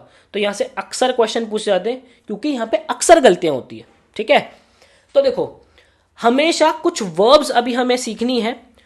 कुछ वर्ब्स ऐसी होती हैं जिनके आगे जो रिफ्लेक्सिव प्रोनाउन है वो आएगा ही आएगा, जरूर आना चाहिए, अदरवाइज वो सेंटेंस जो है वो बैलेंस सेंटेंस नहीं कहलाता। ठीक है। देखते हैं जरा वो क्या वर्ब्स है। एक्विट। भाई एक्विट का मतलब होता है बरी कर देना। जैसे कि किसी ने कोई अपराध किया हो, उसको जो है निर्दोष साबित कर दिया जाए, तो होता है acquit. Heal, avail, reconcile. Reconcile का मतलब क्या होता है, समाधान करना किसी चीज का। ठीक है। Exert, apply, adapt, adjust, absent, hurt, introduce, enjoy, pride, prostrate. Prostrate का मतलब क्या होता है भाई, जैसे आपने देखा होगा ना, एकदम ऐसे फर्श के ऊपर, मतलब फ्लोर के ऊपर एकदम लेट के ऐसे प्रणाम करते हैं ना, बिल्कुल एकदम एकदम ऐसे फ्लैट होके लेट जाते हैं, ऐसे प्रणाम करते हैं। अक्सर आपने वैष्णो देवी अगर आप लोग गए हो तो आपने देखा होगा वहां पे लोग अक्सर ऐसे परिक्रमा के तौर पे उसको करने के लिए जाते हैं। तो दैट इज प्रोस्ट्रेट, है ना, बिल्कुल फर्श पे लेट कर प्रणाम करना। तो ये जो वर्ड्स है ना हमारे, इनके आगे हमेशा रिफ्लेक्सिव प्रोनाउन हमें लगाना ही लगाना है। अब आप लोग बोलोगे कि सर ये वर्ड्स हमें याद कैसे होंगे। देखो बच्चे, आज से ना हमें एक एक्सरसाइज शुरू करनी है। क्या एक्सरसाइज है, आपने जितने भी नोट्स बनाए हैं अभी, जब कभी भी आप नेक्स्ट अपना इंग्लिश का सेशन अटेंड करोगे तो आपको वो नोट्स को रिवाइज करना ही है। मतलब कि जैसे मान लो आपने आज लिखा, कुछ भी पढ़ा, उसके नोट्स आपने प्रॉपर बना लिए, तो जब आप कल बैठोगे ना तो आज वाले नोट्स को रिवाइज करोगे, या उससे पहले जो भी नोट्स हो उन सबको रिवाइज करोगे, और आप देखोगे कि एक टाइम ऐसा आएगा कि आपको जो आपका पूरा सिलेबस है वो बिल्कुल यहाँ पे जो है चिपक चुका होगा एकदम। ठीक है। तो ये एक्सरसाइज हमेशा ही हमेशा करनी है। और इसके अंदर एक चीज ध्यान रखना है कि जब हम उसको रिवाइज कर रहे होंगे नोट्स को, तो ऐसा नहीं सिर्फ आप माइंड से पढ़ रहे हो, नहीं, आपके लिप्स चलने चाहिए। एक बात ध्यान रखना, लिप्स चाहे वो धीरे चले या तेज चले उससे फर्क नहीं पड़ता, वो लिप्स आपके ना चलने चाहिए। ठीक है, इस चीज का ध्यान रखना है। और आप खुद देखना आपकी जो तैयारी है वो कितनी एकदम से आपका ग्राफ कितना बूस्ट कर जाएगा। खैर एनीवेज, तो इन वर्ब्स के आगे हमें जो है प्रोनाउन का यूज करना ही करना है। For example, since she had not done her homework she absented herself from the school. ठीक है, तो ये बिल्कुल करेक्ट सेंटेंस है। अब देखो यहाँ पे एब्सेंट आ गया, तो ये रहा हमारा एब्सेंट वाला। तो एब्सेंट के आगे हमने हर सेल्फ लगाया है, मतलब कि रिफ्लेक्सिव प्रोनाउन हमने लगाया है। तो ये एकदम, अगर मैं यहाँ पे ऐसे लिख देता ना, since she had not done her homework she absented from the school, तो ये गलत है। ठीक है, एब्सेंट के आगे जो हमारा वर्ब है एब्सेंट, उसके आगे रिफ्लेक्सिव प्रोनाउन आना जरूरी है। ठीक है। He acquitted himself during the tough time, उसने उसके जो सबसे टफ टाइम रहा है उसमें उसने खुद को जो है बरी कर दिया। ठीक है, तो एक्वेटेड हिमसेल्फ, देख रहे हो रिफ्लेक्सिव प्रोनाउन आया यहाँ पे हमारा, himself is reflexive pronoun. Clear है। He prostrated himself before his master who had return from London after a year, मतलब कि जैसे ही उसका जो मास्टर है वो लंदन से रिटर्न हुआ तो उसने क्या करा, बिल्कुल एकदम लेट के उसको प्रणाम किया, है ना। तो प्रोस्ट्रेटेड हिमसेल्फ आएगा, मतलब ऐसा नहीं होगा he prostrated before his master, no नहीं, हिमसेल्फ लगाना जरूरी है। क्लियर है?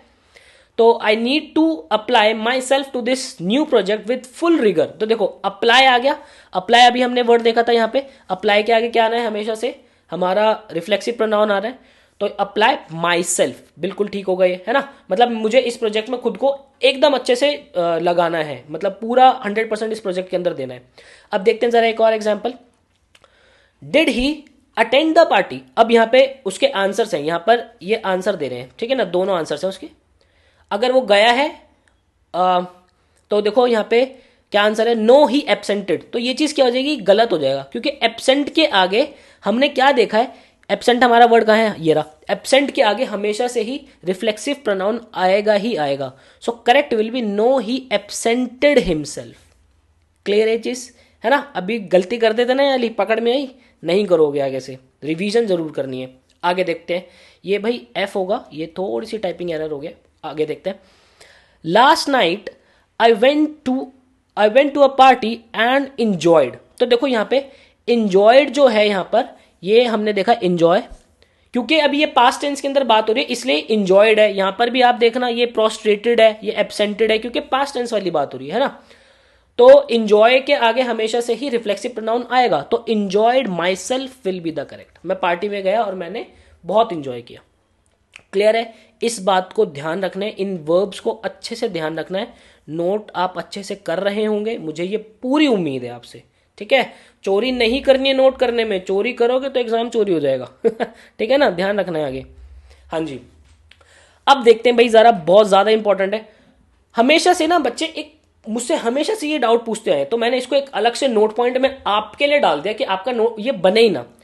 क्या हम सब्जेक्ट के साथ रिफ्लेक्सिव प्रोनाउन लगा सकते हैं? ठीक है, तो आंसर है इसका बिल्कुल हम लगा सकते हैं। और क्यों लगाते हैं? जब हमें सब्जेक्ट पे जोर देना हो, एम्फेसिस करना हो। कैसे? अगर मैं आपसे कह रहा हूं आई ओपन द डोर, मतलब कि मैंने दरवाजा खोला, सिंपल ये सेंस बनती है, मैंने दरवाजा खोला। अगर मैं आपसे ये कह रहा हूं I myself open the door, ठीक है ना, मैंने खुद से दरवाजा खोला।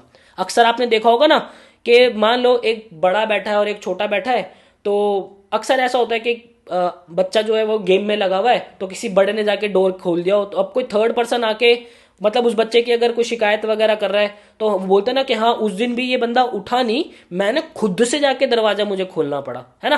तो वो सारी चीजें। अब यहां पर क्या है, वो जो सब्जेक्ट है उस सब्जेक्ट के ऊपर एम्फेसिस बहुत ज्यादा आ रहा है, दबाव आ रहा है बहुत ज्यादा, है ना, खुद को बिल्कुल एम्फेसिस कर रहा है वो सब्जेक्ट। तो I myself open the door, ये दोनों ही सेंटेंस बिल्कुल क्लियर है।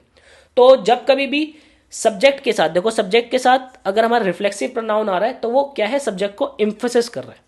क्लियर है ये चीज, आगे से गलती नहीं करेंगे। आगे देखते हैं, बहुत इंपॉर्टेंट चीज आगे हमें मिलने वाली है।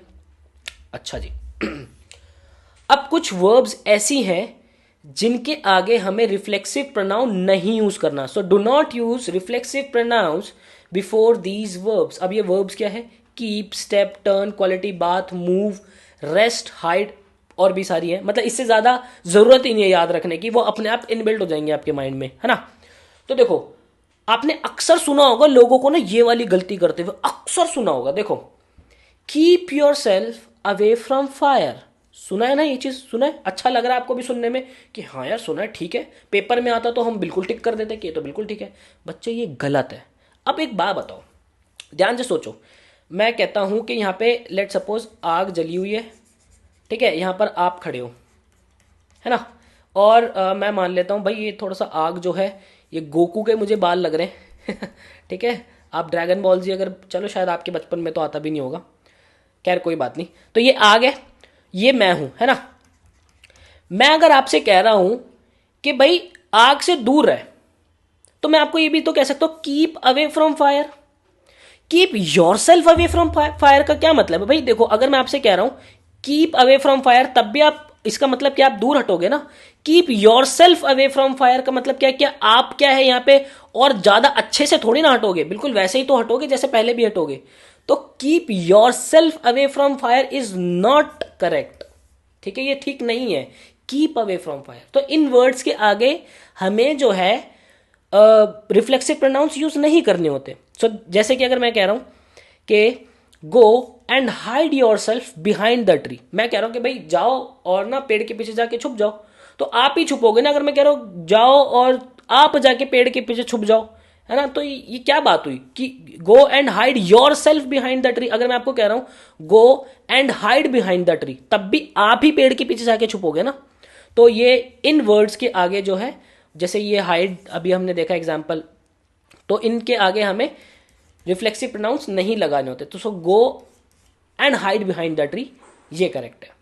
क्लियर है ये चीज? मुझे पता है कि आप लोगों को लग रहा होगा कि अरे बाप रे ये क्या चीज सीख ली, है ना, क्योंकि अक्सर जो है ना ये नहीं सिखाता कोई, है ना। तो इसको अच्छे से कॉपी में नोट करना है और क्वेश्चंस बनते हैं, ध्यान रखना। अच्छा जी, तो आगे चलते हैं अब आगे चल रहे हैं हम। बहुत ही ज्यादा इंपॉर्टेंट हमारा रूल है ये है रिलेटिव प्रोनाउंस का। क्या है रिलेटिव प्रोनाउंस? ये हमेशा से ही ना रिलेशन आपको दिखाएगा, हमेशा आपको रिलेशन दिखाएगा। और इसमें मेन हमें सीखने हैं 3 हमारे जो है रिलेटिव प्रोनाउंस है, हु, विच एंड दैट। अब इनके बीच में ना एक फर्क देखते हैं अच्छा सा, ठीक है। देखते हैं भाई, जो हु होगा वो हमेशा ही पर्सन के लिए लगेगा। हमेशा ध्यान रखना है पर्सन के लिए हम हु का इस्तेमाल करेंगे, इस चीज को हमेशा ध्यान रखना है, ठीक है। विच जो लगेगा वो लगेगा किसी थिंग के लिए, कोई भी एक वस्तु हो सकती है, कोई मतलब ऑब्जेक्ट, या फिर एनिमल के लिए, यूजुअली एनिमल के लिए। तो ये जो है इसके लिए हम क्या लगाएंगे? विच लगाएंगे। और जो दैट है वो इन तीनों के लिए लगता है। अब तीनों के लिए लगता है तो मैं हु और विच क्यों लगा रहा हूं? मैं हर केस के अंदर दैट ही लगा दूंगा, है ना। जब दैट मैं तीनों के लिए यूज कर सकता हूं तो मैं हु और विच को क्यों पढ़ूं? मैं सीधा सीधा दैट लगाऊंगा? नहीं, ऐसा नहीं करना है। दैट के भी कुछ स्पेसिफिक कंडीशंस है जो हमें जाननी है। तो वो क्या कंडीशंस है यही तो सीखना है। चलो इसके पहले, आगे बढ़ने से पहले एक एग्जांपल्स देखते हैं। He is the boy who stole my pen. तो देखो यहां पर क्या है? हु लगा हुआ है। अभी ये बिल्कुल करेक्ट सेंटेंस है। अगर मैं यहां पर मान लो ये लगा रहा हूं विच, या दैट लगा रहा हूं दैट, तो यहां पर देखो ये जो हु है इससे पहले बॉय की बात हो रही है, पर्सन की बात हो रही है, इसलिए हु बिल्कुल करेक्ट होगा यहां पे। He is the boy who stole my pen, बिल्कुल करेक्ट सेंटेंस है, ठीक है। Similarly she is the girl who won the first prize, बिल्कुल ठीक है ये भी, ठीक है। This is the dog, animal आ गया, विच बाइट हर, ठीक है। तो ये क्या हो गया भाई? बिल्कुल करेक्ट हो गया सेंटेंस भी हमारा। क्लियर है ये चीज? छोटा सा डिफरेंस है, अभी ध्यान में आया। अभी तो और हमें इसके ऊपर काम करना है, बहुत अच्छे से काम करेंगे अभी हम इसके ऊपर, ठीक है। तो आगे बढ़ते हैं। हाँ जी अभी क्या है? अब बच्चे सोचेंगे कि सर दैट का बताओ, कि दैट कहाँ लगाएंगे हम, दैट कैसे यूज करें सर, बता दो जरा, नहीं हो रहा सब्र। तो देखो भाई, इसके लिए एक ट्रिक है हमारे पास, और उस ट्रिक का नाम क्या है? सोना। सोना ट्रिक है भाई ये। क्या है सोना? S for superlative, O for only, N for none, A for all, और एक वर्ड और ध्यान रखना है हमने, सेम। अभी क्या हो गई? ये क्या होता है सुपरलेटिव, इसकी बात करते हैं। अभी जब मैं आपसे नेक्स्ट चैप्टर के अंदर एडजेक्टिव समझाऊंगा तो उसके अंदर मैं ना आपसे 3 डिग्री की बात करूंगा। फर्स्ट डिग्री जिसको हम कहते हैं पॉजिटिव, वहां पे अच्छे से बात करूंगा इस चीज की, यहां पे मैं ज्यादा नहीं समझा रहा इसको। सेकेंड डिग्री जिसको हम कहते हैं कंपैरेटिव, और एक होती है हमारी थर्ड डिग्री जिसको हम कहते हैं सुपरलेटिव। अब ये क्या होती है इनकी बात करते हैं। देखो कंपैरेटिव डिग्री हम कब यूज करते हैं? जब हमें 2 चीजों के बीच में कंपैरिजन करना होता है, सिर्फ 2 चीजों के बीच में कंपेयर करना होगा तो हम कंपैरेटिव डिग्री का यूज करते हैं, ठीक है। इसके अंदर हमारे मोर वाले जो वर्ड होते हैं ये आते हैं, ठीक है। अभी एडजेक्टिव के अंदर तो मैं बिल्कुल खोल के बताऊंगा इसको, बस अभी मोटा मोटा ध्यान रखना है हमें, मोटा मोटी चीज है ना। और सुपरलेटिव कब होता है? थर्ड डिग्री, जब हम 2 से ज्यादा चीजों के बीच में कंपैरिजन करते हैं तो हम सुपरलेटिव लगाते हैं, और इसके अंदर हमारे मोस्ट वाले वर्ड्स आते हैं, ठीक है। तो अब क्या है? देखो जब कभी भी सुपरलेटिव डिग्री हो, ओनली हो, नन हो, ऑल हो, या सेम हो, और वो जो सेंटेंस है ना वो हमें सेंस क्या दे रहा हो? वो सेंस हमें दे रहा हो किसकी? एवरी की। दूसरा कलर लेते हैं, एवरी वाली। क्या बात कर रहा हूं मैं, अभी देखेंगे एग्जाम्पल बिल्कुल चिपका देगा आपके दिमाग में। हाँ, तो उस केस के अंदर हमें ना ही हु यूज करना है ना ही विच यूज करना है, हमने सिर्फ और सिर्फ दैट यूज करना है। क्या बात कह दी मैंने, एक बार क्विक वाइंड अप कर रहा हूं। सोना ट्रिक है भाई, इसके अंदर सुपरलेटिव अगर हमारे वर्ड्स हैं, ओनली लगा हो, नन लगा हो, ऑल लगा हो और एक वर्ड सेम और लगा हो, और उस सेंटेंस है हमें सेंस दे रहा हो एवरी की, तो वहां पे हमेशा दैट यूज करेंगे। ठीक है, इतनी सी बात, छोटी सी बात है। एग्जाम्पल देखो कैसे अब बात खून के अंदर जाएगी। All that glitters is not gold. अब यहां पे देखो ऑल लगा हुआ है, तो यहां पे all that glitters is not gold. Clear है? अभी देखो देखो, अभी तो एग्जाम्पल देने हैं मुझे, और देखो, she is the only girl who has pass the exam. अब बच्चे पता है क्या करते हैं, अक्सर यहां पे गलती करते हैं कि यहां पे गर्ल देख लिया तो ये पर्सन है, तो हु लगाते एकदम ठीक कर देते सेंटेंस को। नहीं, ये गलत है। देखो यहां पे क्या लगा है बच्चे, ओनली लगा है, और हमने अभी क्या देखा था, सुपरलेटिव सोना वाली ट्रिक है ना हमारी। देखो SONA, सोना वाली। ओ से हमारा क्या है, ओनली, एन से है हमारा नन, ए से है हमारा ऑल, और एक वर्ड और है सेम। ये अगर हमारे वर्ड हो सेंटेंस में, और सेंटेंस हमें सेंस कैसी दे रहा हो, एवरी की सेंस दे रहा हो, तो उस केस में हमने दैट का इस्तेमाल करना ही करना है। तो देखो, she is the only girl that has passed the exam, ये बिल्कुल ठीक है। देखो अब एवरी की सेंस कैसे दे रहा है, सब में से यही है, सब में से यही वो लड़की है, एवरी वाली, सारी वाली, है ना, सारी लड़कियों में से यही वो लड़की है जो एग्जाम में पास हुई है, तो एवरी की सेंस आ रही है यहां पे। अच्छा आगे देखो, there is none in the class who has pass the exam. तो देखो यहां पे हु जो है ये गलत है। अब यहां पे नन लगा हुआ है, ये हमने सबसे पहले नन पकड़ लिया, तो there is none in the class that has pass the exam. ठीक है, ये हमारा क्लियर है, एकदम होगा ठीक। तो ही इज द मोस्ट, अब देखो मोस्ट हमारा क्या हो गया, सुपरलेटिव हो गया। He is the most thinnest guy that I have ever seen. तो he is the most thinnest guy that, क्योंकि यहां पर क्या लगा है, सुपरलेटिव लगा है। क्लियर है ये चीज, दैट क्लियर हो गया आपको। सोना ट्रिक है, दिमाग में रखना है, कभी भी दैट के लिए कंफ्यूज होना है, सोना, बिल्कुल क्या सोचना है, सोना। ये वाला सोना नहीं, सोना वाला गोल्ड वाला सोच लो भाई, सोना। ठीक है, हमेशा आलस क्यों दिखाना। आगे बढ़ते हैं भाई, मजा आ रहा है ना इस ट्रिक के अंदर, मजा, कुछ सीखने को मिला होगा, इस तरीके से शायद कोई पढ़ाता होगा। तो आगे चलते हैं अभी हम बहुत ही ज्यादा इंपॉर्टेंट चीज के ऊपर, और मतलब ये जो है ना, अक्सर स्टूडेंट्स के बीच में इतनी बड़ी कंफ्यूजन रहती है इसको लेके कि हु मतलब मैंने अक्सर देखा है, जब हम ऑफलाइन पढ़ाता था मैं, तो सर हु मतलब हर क्लास के अंदर जो बच्चे जो है हु के पीछे पड़े रहते थे। तो इसके लिए इतनी प्यारी ट्रिक खोजी है ना, अभी देखो आपको मजा आ जाएगा। देखो भाई, हु हमारा कब लगेगा, इसको मान लेते हैं, मैं 3 ट्रिक बताऊंगा आपको, 3 ट्रिक। ये ट्रिक नंबर 1 है, ये गोल्डन ट्रिक है, और ये गोल्डन स्क्वायर ट्रिक है, मतलब उससे भी अच्छी और उससे भी अच्छी, है ना।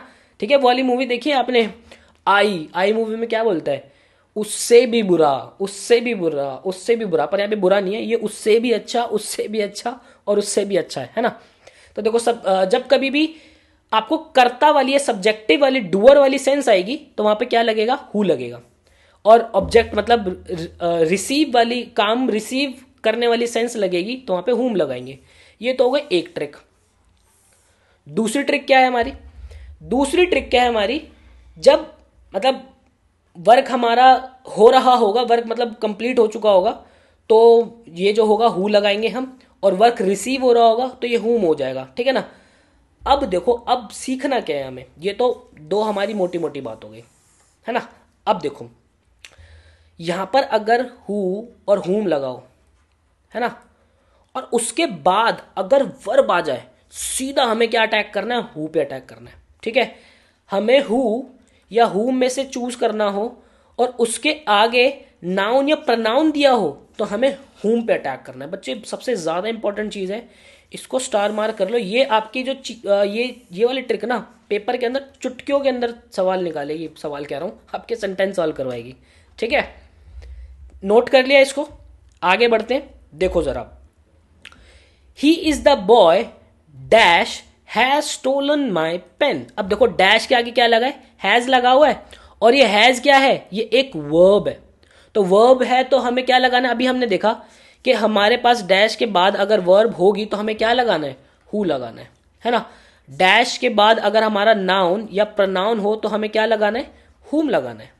तो हमारे पास डैश मतलब हु या हुम में से हमें चूज करना है, उसके आगे क्या है, वर्ब है, तो हम क्या लगाएंगे, यहां पर हु लगाएंगे।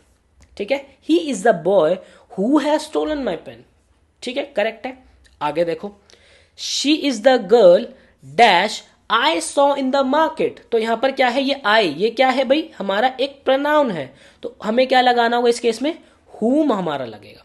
So she is the girl whom I saw in the market. Clear है। आगे देखते हैं, he is the person dash. अब देखो यहां पे आई लगा, ये क्या है, हमारा प्रनाउन है, तो यहां पे क्या लग जाएगा, whom I was talking about। तो पूरा सेंटेंस क्या है, he is the person whom I was talking about। Clear है ये चीज। अच्छा जी, आगे देखते हैं, give it dash you want. अब ये यू क्या है हमारा, ये एक प्रनाउन है हमारा, तो यू है प्रनाउन, तो हमारा क्या आएगा यहाँ पे, whom आएगा, तो correct will be whomever you want। So give it whomever you want। Clear है ये चीज। आगे देखते हैं, give it to dash wants it. अब ये वॉन्ट क्या है भाई, हमारा एक वर्ब है, तो यहाँ पे क्या आएगा, whoever। So give it to whoever wants it। Clear है ये चीज। आगे से हम हु और whom के अंदर कंफ्यूज नहीं होने वाले, हमारे पास गोल्डन ट्रिक है कि अगर हमारे पास वर्ब है तो हम हु लगाएंगे, हमारे पास नाउन या प्रनाउन है तो हम whom लगाएंगे। क्लियर है चीज, तसल्ली से एकदम बैठ चुके दिमाग के अंदर। इजाजत है आगे बढ़ने की, बढ़ते हैं। मुझे उम्मीद है बिल्कुल ना एकदम जैसे ग्लूकोज एकदम खून के अंदर लगता है ना, ऐसे खून के अंदर बातें जा रही होगी और ऐसे ही जानी चाहिए, है ना। अच्छा जी, आगे बढ़ते हैं। अब देखते हैं भाई, एक चीज हमें ध्यान रखनी है कि जब कभी भी प्रेपोजिशंस होंगी ना तो उसके साथ हमें whom ही लगाना होता है। ठीक है, जैसे कि by dash was the Ramayana written. So by क्या है, एक प्रेपोजिशन है, तो क्या आएगा, whom। By whom was the Ramayana written. ठीक है, क्लियर है। अब ये देखो, एट क्या है, एक प्रेपोजिशन है। At whom are you staring, आप किसको घूर रहे हैं। ठीक है, तो एट हु नहीं होगा, at who are you staring, no, at whom are you staring. Clear है ये चीज, बढ़िया से नोट करो ना, फिर नोट करो सबसे पहले। मुझे उम्मीद है कि आपने इसको नोट किया होगा। आपने नोट कर लिया है तो अब हम आगे की ओर बढ़ रहे हैं। रूल नंबर 7, मतलब बहुत ही ज़्यादा इंपॉर्टेंट रूल है, बहुत ही अच्छा रूल है। देखो भाई, क्या रूल है ये हमारा, हमारे पास अगर एक रिलेटिव प्रोनाउन हमें दिया है, सेंटेंस के अंदर हमने एक रिलेटिव प्रोनाउन पकड़ लिया। ठीक है, रिलेटिव प्रोनाउन क्या होते हैं, जो कि रिलेशन दिखाते हैं। उसके आगे की जो वर्ब है ना, रिलेटिव प्रोनाउन के आगे की जो वर्ब है, देखो रिलेटिव प्रोनाउन के आगे की जो वर्ब है वो किस पे डिपेंड करेगी, जो रिलेटिव प्रोनाउन से पहले जो वर्ड लगा है। मैं क्या बात कर रहा हूं यहां पे, डिपेंड हम लिख देते हैं पहले। देखो सेंटेंस के अंदर रिलेटिव प्रोनाउन है, उसके आगे की जो वर्ब होगी वो किस पे डिपेंड करेगी, उससे पहले जो वर्ड है इस पे डिपेंड करेगी। फॉर एग्जाम्पल, अब देखो, ही इज द बॉय डैश। अब यहां पे मुझे वर्ब बतानी, हैज आएगा या हैव आएगा, स्टोलन माई पेन। तो अब देखो भाई, यहां पे ये हु क्या आ गया, रिलेटिव प्रोनाउन आ गया। तो यहां पे ये जो वर्ब आएगी, अरे बाप रे, ये वी मैंने कैसा लिख दिया भाई, बिल्कुल ही हाथ स्लिप हो गया। ये वी हमारा वर्ब। अब ये वर्ब जो है देखो, इसके आगे की जो ये वर्ब है ये किस पे डिपेंड करेगी, इस रिलेटिव प्रोनाउन के आगे वाले वर्ड पे। तो ये बॉय क्या है, सिंगुलर है, तो वर्ब भी क्या आएगी, सिंगुलर आएगी। सो यहाँ पे correct will be has. He is the boy who has stolen my pen. ठीक है, क्लियर है। अब आगे देखो, दिस इज द गर्ल। अब देखो हु रिलेटिव प्रोनाउन आ गया, ये डैश यहाँ पे मुझे वर्ब बतानी है, तो ये जो वर्ब है ये किसके ऊपर डिपेंड करेगी, रिलेटिव प्रोनाउन के आगे वाले वर्ड पे। तो ये क्या है, गर्ल, सिंगुलर है, तो यहाँ पर क्या आ जाएगा, वॉज। अगर ये यहाँ पे गर्ल्स होता, गर्ल्स लिखा होता तो क्या होता, वर हो जाता। क्लियर है चीज आपको, सिंपल सा रूल है, बहुत प्यारा रूल है, अक्सर यहां से सवाल बन जाते हैं, इस चीज का ध्यान रखना है हमें। क्लियर है, चलो जी आगे बढ़ते हैं। ये आगे क्यों नहीं बढ़ रहा है, आगे बढ़ गए।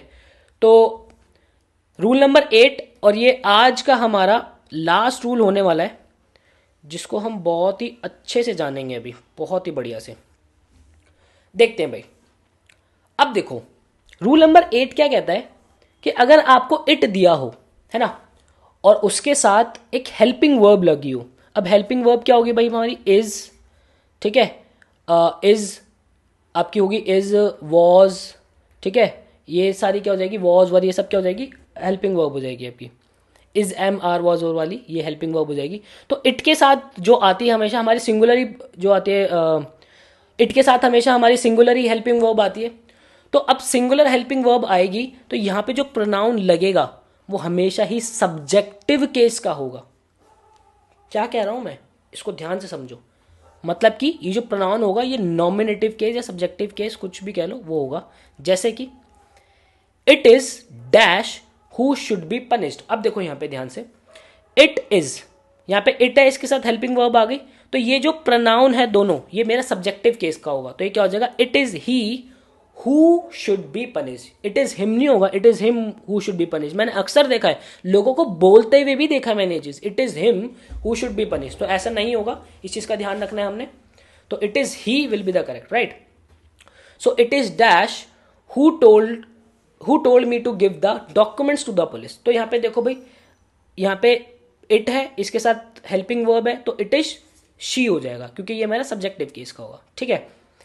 उसी के अगर मैं इंटेरोगेटिव सेंटेंसेस बनाऊंगा तो इंटेरोगेटिव सेंटेंसेस क्या होते हैं भाई? आप देखो, इंटेरोगेट वर्ड ही पकड़ते हैं हम।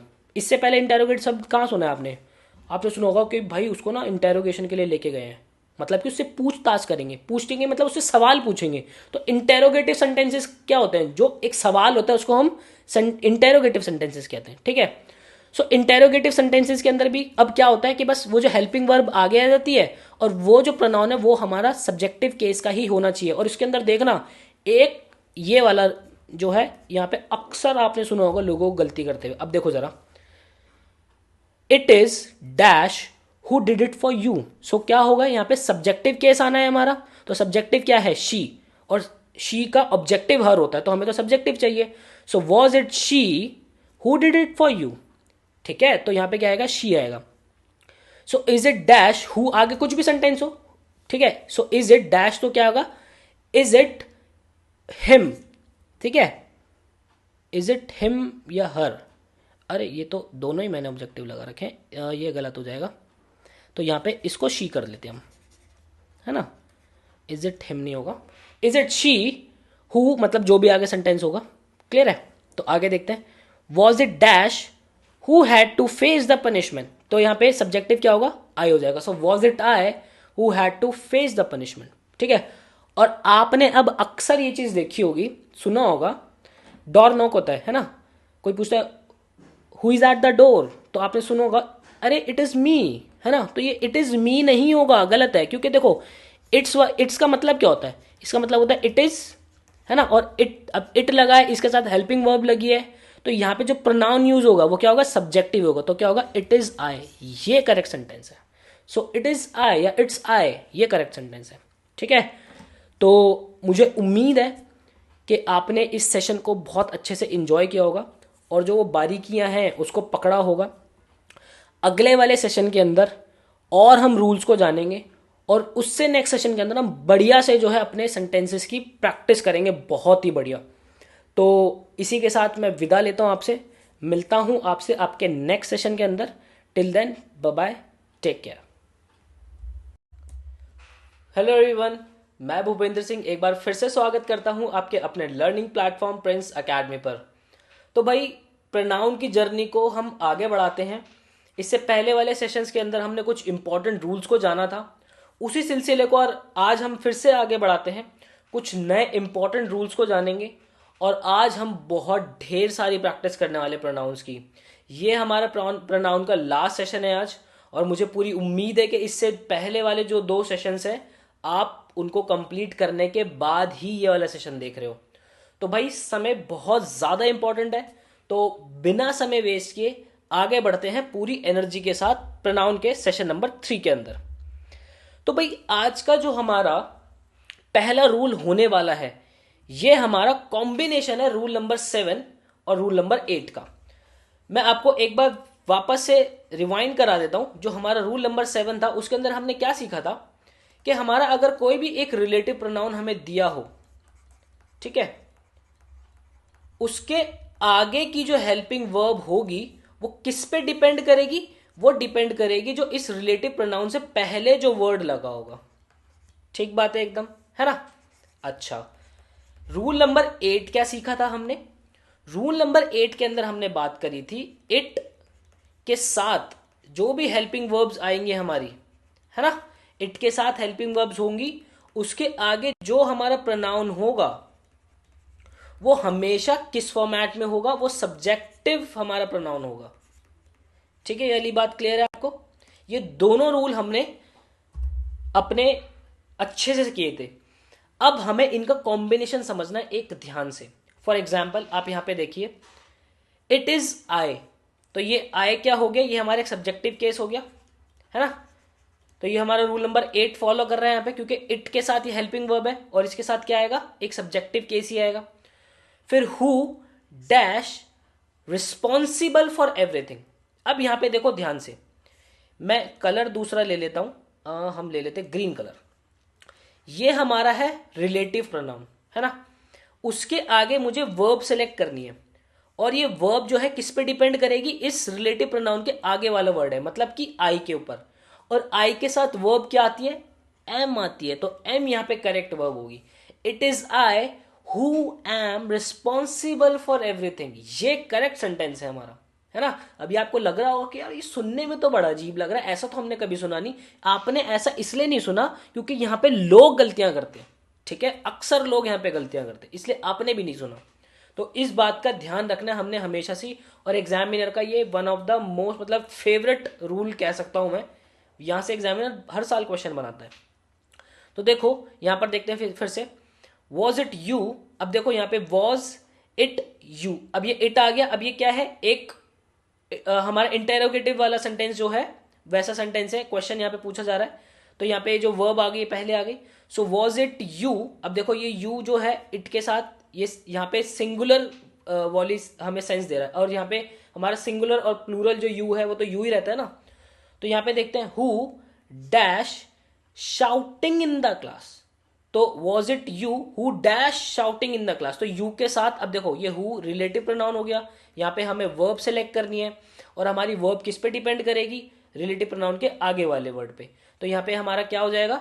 Was it you who were shouting in the class, क्योंकि यू के साथ वर आता है। ठीक है, अगर यहाँ पे ही होता, ठीक है, तो हमारी वर्ब क्या होती? वॉज सेलेक्ट करते, was it he who was shouting in the class. Clear है रूल नंबर से? ये हमारा 7 और 8 का जो कॉम्बिनेशन है। मुझे उम्मीद है कि आपने इसको कॉपी के अंदर नोट कर लिया होगा और आप तभी अब इसको आगे बढ़ रहे हो। तो चलते हैं अब रूल नंबर 9 की ओर। बहुत ज़्यादा इंपॉर्टेंट है हमारा रूल नंबर 9 भी। ये है हमारा वन वाला रूल। जब कभी भी वन, अब देखो वन हमने क्या सुना है? हमें एक काउंटिंग हमारे दिमाग में आते वन से। जब कभी भी एक सेंटेंस के अंदर वन लिखा हो और वो काउंटिंग की सेंस ना दे रहा हो, और यहाँ पे वो सेंस कैसी दे रहा हो? काउंटिंग वाली सेंस तो नहीं दे रहा होगा, तो सेंस देगा कैसी? वो सेंस दे रहा हो एक पर्सन की। ठीक है, नंबर वाली सेंस देखो नहीं दे रहा, वो एक पर्सन की सेंस देगा। तो इसका जो पॉजिटिव बनेगा, मतलब काके की वाली जो साउंड दिखाएगा, ये अधिकार वाली जो साउंड दिखाएगा, वो क्या दिखाएगा? वंस दिखाएगा।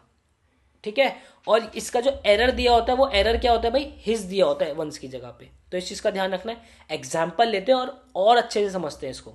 देखो, one must keep his promises, तो यहां पे ये हिज नहीं आएगा। देखो अब यहां पे इस सेंटेंस को पहले ध्यान से पढ़ो, one must keep his promises. अब यहाँ पे वन जो है यहाँ पे एक वाली साउंड नहीं कर रहा है, गिनती वाली एक साउंड नहीं कर रहा है। यहाँ पे एक पर्सन वाली सेंस दे रहा है कि पर्सन को उसके जो प्रोमिसेस हैं वो निभाने चाहिए, है ना? तो हिज नहीं आएगा, तो यहाँ पे अधिकार जो दिखा रहा होगा ये दिखाएगा वंस से, है ना? One must keep once promises, उसको उसके अधिकार जो उसके प्रोमिसेस है उसको निभाने चाहिए। ठीक है, क्लियर है ये चीज? आगे देखो, one had to do his work himself. देखो वन हैड टू डू, अब यहाँ पे एक पर्सन वाली बात नहीं हो रही यहाँ पे, मतलब पर्सन की कह रहा हूं मैं भी। यहाँ पे एक गिनती वाली सेंस नहीं दिखा रहा, यहाँ पे एक पर्सन की सेंस दिखा रहा है ये हमें कि one has to do his work himself, मतलब एक इंसान को खुद का काम खुद ही करना चाहिए। तो हिज नहीं आएगा और ये हिमसेल्फ भी नहीं आएगा, तो क्या आएगा यहाँ पे? One has to do one's work oneself. Clear है ये चीज? आगे देखते हैं, one should respect one's elder. तो देखो one should respect one's elder बिल्कुल करेक्ट है सेंटेंस के भाई, एक इंसान को अपने बड़ों का सम्मान करना चाहिए। ठीक है, रूल नंबर 9 क्लियर है, बिल्कुल सीधा सीधा रूल है कि वन के अंदर अगर सेंस हमें पर्सन की दे रहा हो तो उसका पॉजिटिव जो है वो वंस दिखाएगा। बिल्कुल सिंपल सा रूल है। आगे बढ़ते हैं फिर पूरी एनर्जी के साथ। अब देखो, मान लो सेंटेंस के अंदर हमारे पास दो सब्जेक्ट है, सब्जेक्ट 1 एंड सब्जेक्ट 2। अब ये जो सब्जेक्ट 1 और सब्जेक्ट 2 है ये कनेक्ट हो या तो विद के साथ, या फिर अलोंग विद, या फिर टुगेदर विद, या फिर एज वेल एज। तो ये जो वर्ब होगी इसके आगे वाली, ये जो वर्ब होगी मतलब सेंटेंस को रीड कर रहे हैं उसके अंदर जो वर्ब होगी वो किस पे डिपेंड करेगी, वो डिपेंड करेगी हमारी सब्जेक्ट 1 के ऊपर। ये हमारा रूल है। क्या बात कह दी मैंने, ध्यान से समझते हैं इसको जरा।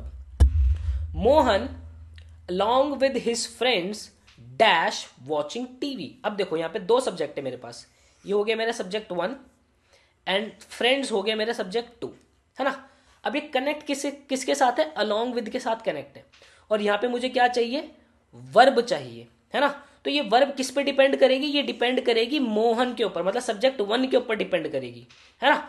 और ये जो हमारा सब्जेक्ट 1 है ये सिंगुलर है। अब सिंगुलर हमारा सब्जेक्ट है तो वर्ब भी क्या आएगी, सिंगुलर आएगी। So Mohan along with his friends is watching TV, ये करेक्ट सेंटेंस होगा। आपने अक्सर देखा होगा कि Mohan along with his friends are watching TV, और बच्चे क्या देखते हैं कि यहाँ पे जो है फ्रेंड्स लिखा हुआ है तो चलो आर लगाते हैं। ये गलत है बच्चे, सरासर गलत है। इज हमारा करेक्ट होगा। क्लियर है ये चीज, आगे बढ़े। ठीक है, देखते हैं। The minister together with his followers dash shot dead. तो यहाँ पे देखो दो सब्जेक्ट है हमारे पास, एक मिनिस्टर हो गया सब्जेक्ट 1, उसके फॉलोअर्स हो गए हमारे सब्जेक्ट 2, है ना। और ये किससे कनेक्टेड है, ये कनेक्टेड है टुगेदर विद के साथ, है ना। तो अब देखो ये जो हमारी वर्ब्स हैं, ये जो इसके आगे वाली वर्ब है किस पे डिपेंड करेगी, मिनिस्टर। मिनिस्टर यहाँ पे एक सिंगुलर की बात हो रही है तो वर्ब भी सिंगुलर ही आएगी, मतलब कि वॉज आएगी। So the minister together with his followers was shot dead, मतलब कि मिनिस्टर और उसके फॉलोअर्स जो थे उनको गोली मारकर उनकी हत्या कर दी गई। क्लियर है ये चीज, आगे देखते हैं। अब देखो यहां पर तो भाई आपका ना, आपके दिमाग में ये वाला इमोजी बनेगा, एक आता ना ओ वाला इमोजी ऐसे, है ना। देखो जरा, बहुत बड़ा example, I as well as you dash a teacher. तो ये आई क्या हो गया, सब्जेक्ट 1, यू क्या हो गया, सब्जेक्ट 2, और ये क्या है, एज वेल एज से कनेक्टेड है ना। तो अब ये जो वर्ब होंगी ये किसके ऊपर डिपेंड करेगी, ये डिपेंड करेगी हमारी सब्जेक्ट 1 पे जो कि है आई। तो आई के साथ वर्ब क्या आती है, I am. So I am a boy, ठीक है, आई एम अ टीचर ऐसे बोलते हैं ना। सो क्या होगा, I as well as you am a teacher. आपने अक्सर लोगों को ये चीज गलती करते देखी होगी, I as well as you are a teacher, क्योंकि उन्हें लगता है कि यू है तो यू के साथ आर आता है। ये गलत होता है, इतना बड़ा काटा। ठीक है भाई, इस चीज का ध्यान रखना। तो I as well as you am a teacher, ये करेक्ट सेंटेंस है। ठीक है, आगे देखते हैं। You as well as I dash a teacher. अब देखो यहाँ पे यू मेरा सब्जेक्ट 1 है, आई मेरा सब्जेक्ट 2 है, और यहां पे मुझे वर्ब को सेलेक्ट करना है। तो ये वर्ब मेरी किसके ऊपर डिपेंड करेगी, सब्जेक्ट 1 पे। अब यू के साथ वर्ब क्या आती है, आर आता है। तो यहां पे ये होगा you as well as I are a teacher. बात आई समझ में, इस चीज का ध्यान रखना है हमने हमेशा से ही। तो ये रूल नंबर 10 बहुत ज्यादा इंपॉर्टेंट रूल है भाई, और अक्सर सवाल यहां से बनाए जाते हैं, तो ध्यान रखना है आपको इसका। आगे देखते हैं भाई अब हम रूल नंबर 11। भाई बहुत ज़्यादा इंपॉर्टेंट रूल है रूल नंबर 11 भी हमारा, और एग्जामिनर का फेवरेट में से एक है, फेवरेट में से, क्योंकि इसमें बहुत सारी चीज़ें जो है ना बच्चे को दिमाग में रखनी पड़ती है। मतलब दिमाग में तो खैर क्या, आप प्रैक्टिस इतनी कर लेंगे हम कि वो आपकी चीज़ें इनबिल्ट हो जाएंगी अपने आप। ठीक है, देखो भाई रूल है आइदर सब्जेक्ट 1 और सब्जेक्ट 2। ठीक है, इसी ऑर्डर के अंदर आता है ये, आइदर सब्जेक्ट 1 और subject 2, neither subject 1 nor subject 2, not only subject 1 but also subject 2। ठीक है, तो ऐसे अगर हमारे सेंटेंस प्लेस होंगे तो उसके आगे जो वर्ब होगी वो किस पे डिपेंड करेगी, वो डिपेंड करेगी सब्जेक्ट 2 पर। और जो हमारा प्रोनाउन होगा वो भी किस पे डिपेंड करेगा, वो भी डिपेंड करेगा मेरा सब्जेक्ट 2 पर। क्लियर है चीज आपको अच्छे से? आगे देखो एग्जाम्पल देखते हैं, बहुत ज्यादा इंपॉर्टेंट। आइदर, देखो ये आया आइदर शी क्या है मेरा सब्जेक्ट वन, ये हो गया मेरा सब्जेक्ट वन। और देखो ये वाला और आ गया। यू, यू क्या है मेरा सब्जेक्ट टू। अब मुझे आगे क्या चाहिए, मुझे चाहिए आगे वर्ब। तो वर्ब मेरी किसके ऊपर डिपेंड करेगी, सीधा सीधा सब्जेक्ट टू के ऊपर डिपेंड करेगी। तो यू के साथ मेरी क्या वर्ब आती है, हैव आती है। सो आइदर शी और यू हैव डन। अब देखो आगे प्रोनाउन की बात है, डन डैश होमवर्क। अब ये प्रोनाउन भी जो है, ये मेरे हो गए प्रोनाउन, ये किसके ऊपर डिपेंड करता है, ये भी डिपेंड करेगा सब्जेक्ट टू के ऊपर। अब देखो यहाँ पे ये जो हर दिया हुआ है, ये तो सब्जेक्ट वन का दिया हुआ है। शी का प्रोनाउन क्या होता है, हर होता है। यू का क्या होता है, योर होता है। So correct answer will be your. ठीक है, क्लियर है? तो पूरा सेंटेंस क्या बनेगा हमारा, आइदर शी और you have done your homework. Clear है ये चीज? आगे देखते हैं भाई। नाइदर ही, देखो अब ये नाइदर आ गया हमारा ये वाला। अब ये ही क्या है मेरा सब्जेक्ट वन। नॉर, ये नॉर आ गया। आई, सो अब देखो मुझे चाहिए वर्ब। वर्ब किसके ऊपर डिपेंड करेगी, सब्जेक्ट टू के ऊपर, क्योंकि ये आई जो है मेरा सब्जेक्ट टू है। आई के साथ क्या वर्ब आती है, हैव आती है। सो correct will B have done. अब देखो यहाँ पे प्रोनाउन चूज करना है मुझे। तो प्रोनाउन जो है वो किसके ऊपर डिपेंड करेगा, सब्जेक्ट टू के ऊपर। सो माई के साथ आई का जो प्रोनाउन होगा वो क्या होता है, माई होता है। सो माई यहाँ पे आएगा, क्योंकि जो वो डिपेंड कर रहा है किसके ऊपर, सब्जेक्ट टू के ऊपर। सो करेक्ट क्या बन जाएगा हमारे sentence, neither he nor I have done my homework today. Clear एजेस? सिंपल रूल है, बहुत अच्छा रूल है और बहुत ज़्यादा इंपॉर्टेंट रूल है। आपको अभी इसको लिखो अच्छे से, तसल्ली से वीडियो पॉज करके, और फिर आगे बढ़ो।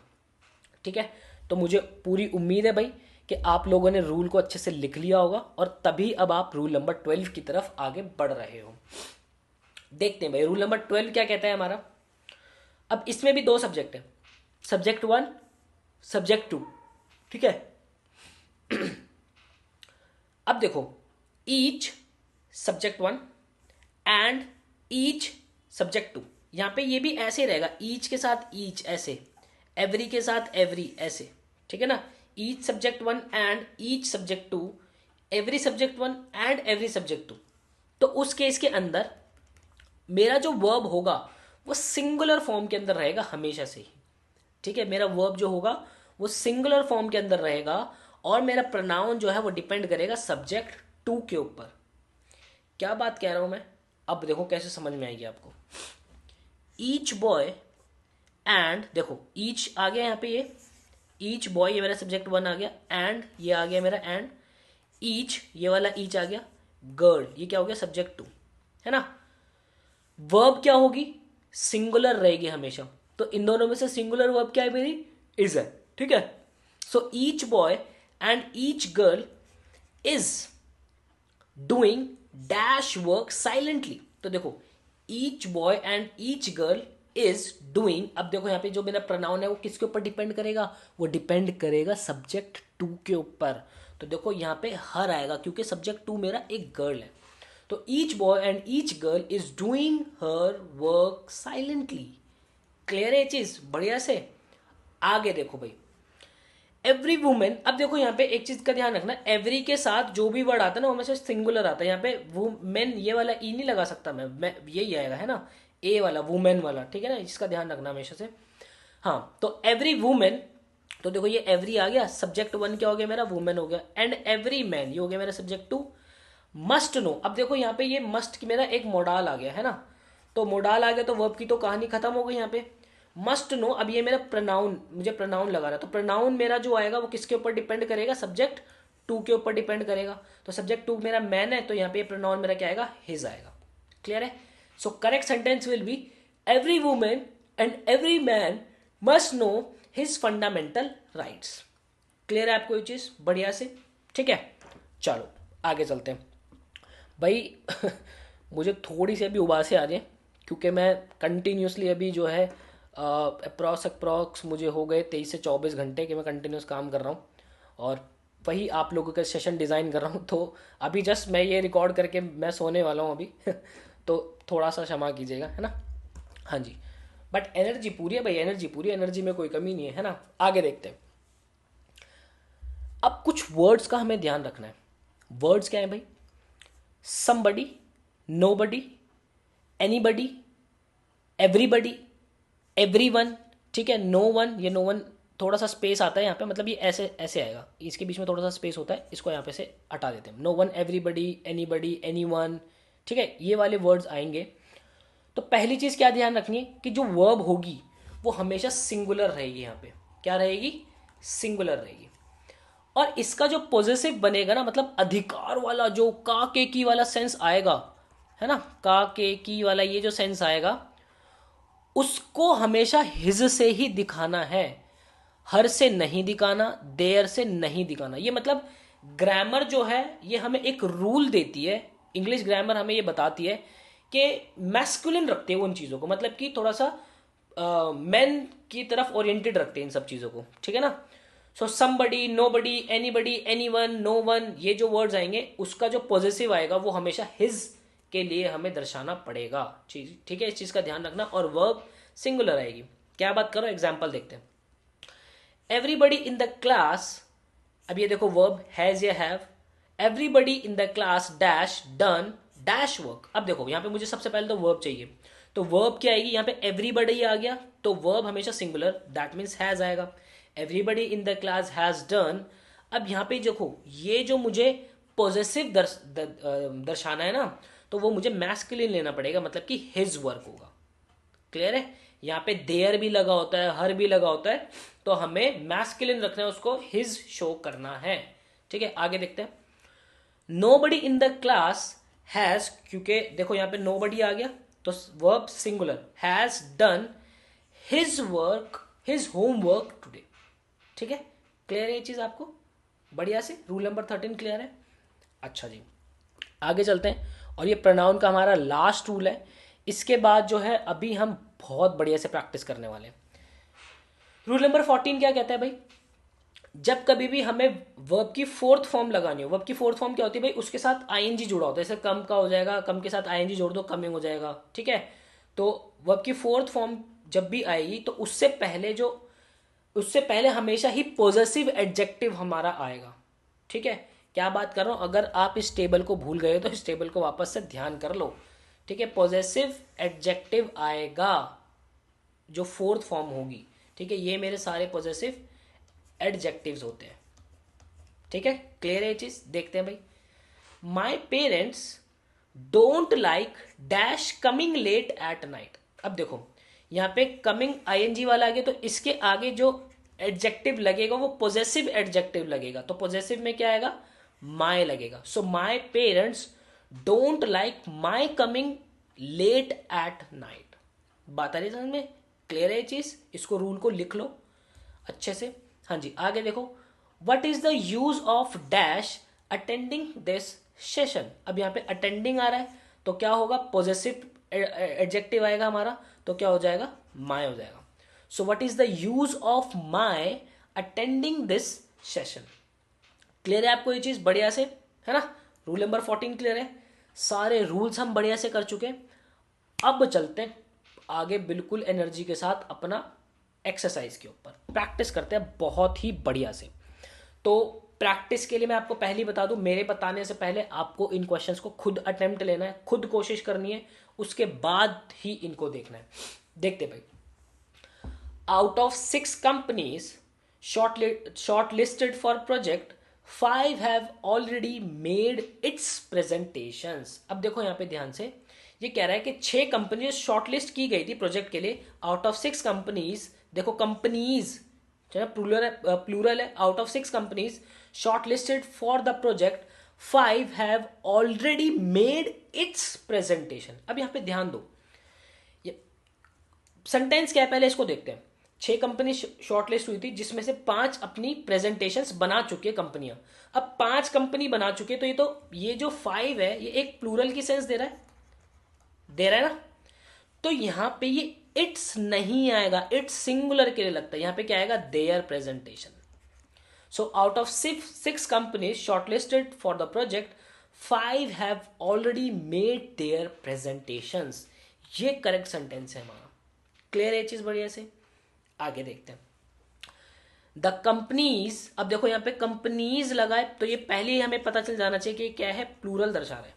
The companies have been asked to furnish their financial details and information about its board members. अब देखो यहाँ पे ध्यान से, कंपनीज जो है उनको अपनी फाइनेंशियल डिटेल्स बतानी और इंफॉर्मेशन देनी उनके उनके बोर्ड मेंबर्स के बारे में।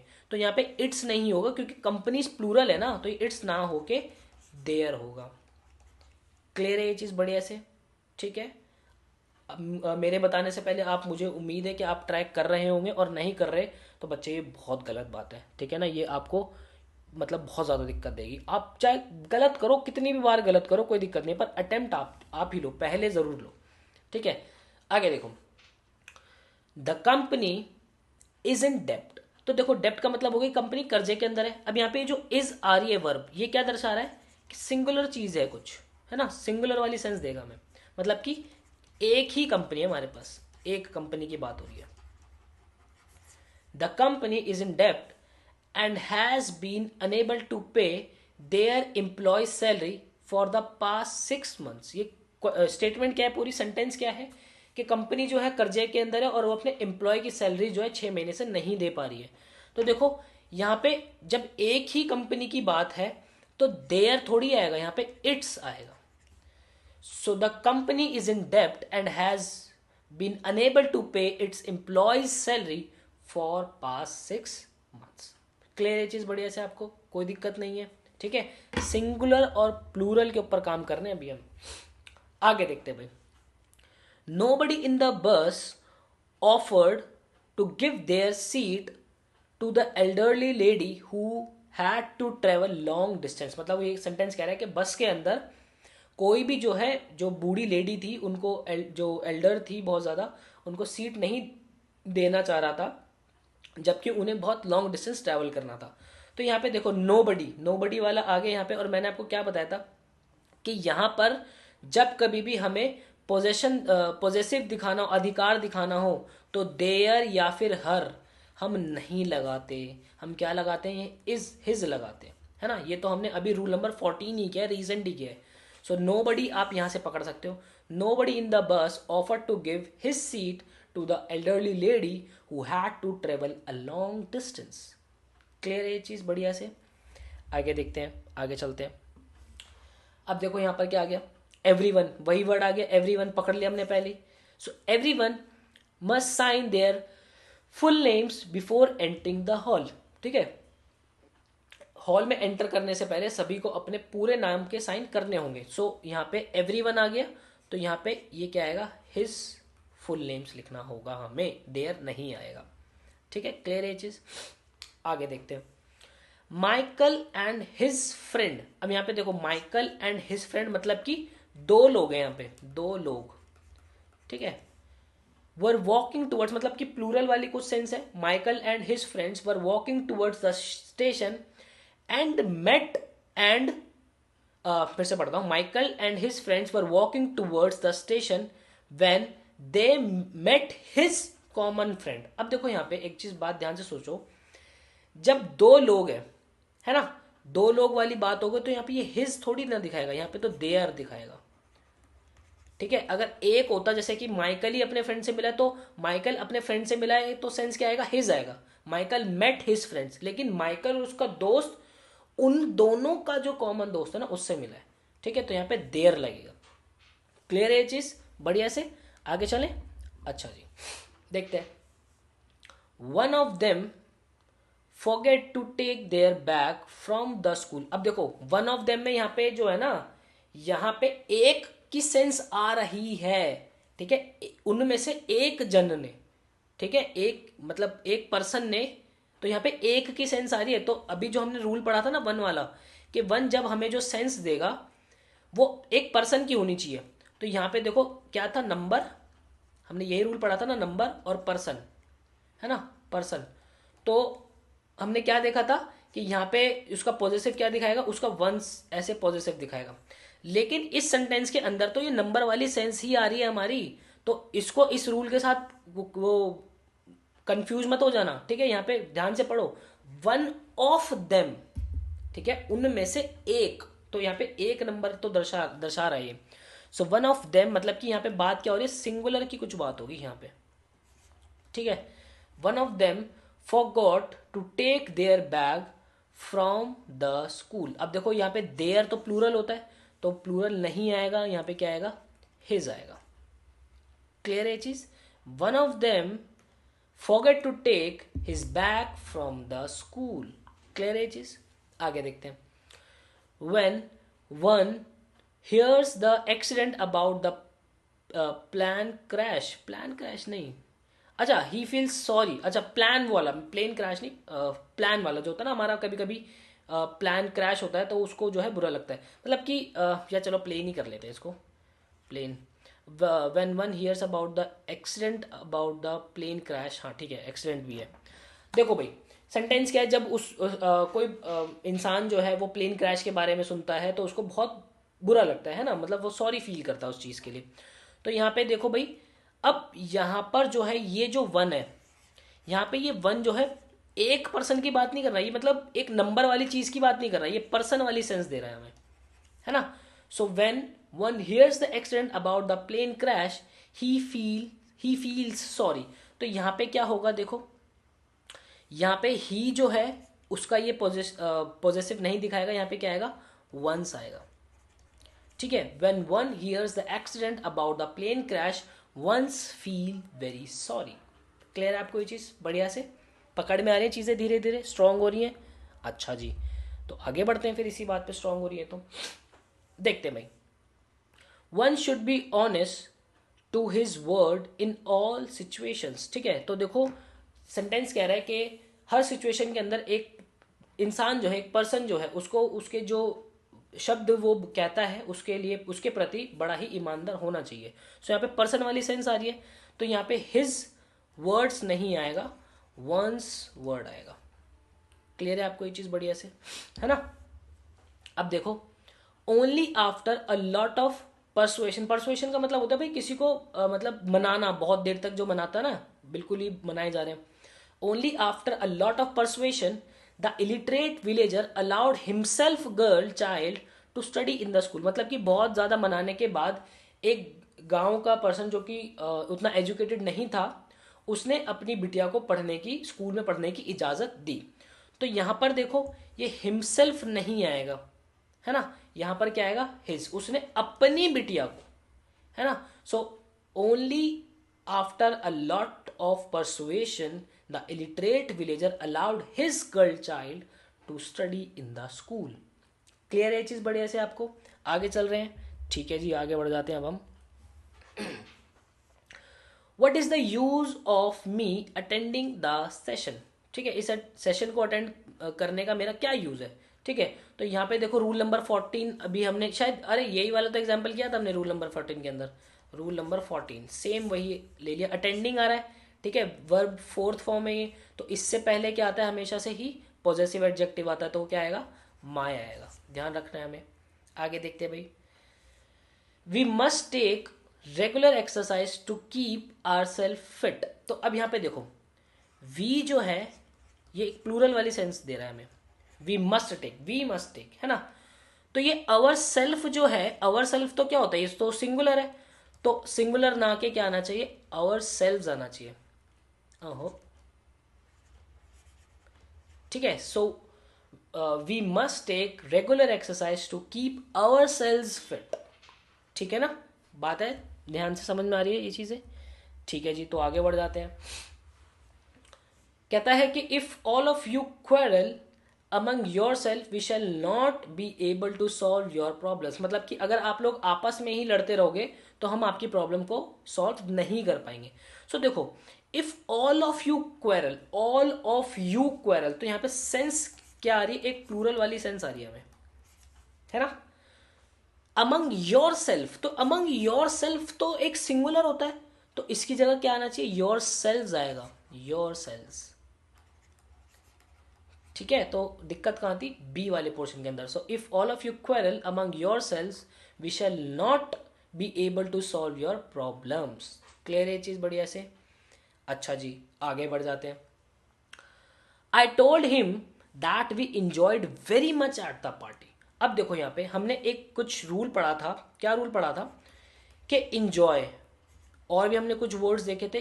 कुछ वर्ब्स हमारी जो है ऐसी होती हैं कि उनके साथ रिफ्लेक्सिव जो प्रोनाउन है वो आता ही आता है। अब यहाँ पे वी का जो हमारा रिफ्लेक्सिव लगता है वो क्या लगता है, आवर सेल्फ लगता है, तो यहाँ पे आवर सेल्फ आना चाहिए। ठीक है, सो सेंटेंस क्या हो जाएगा, I told him that we enjoyed ourselves very much at the party. Clear है चीज़ बढ़िया से।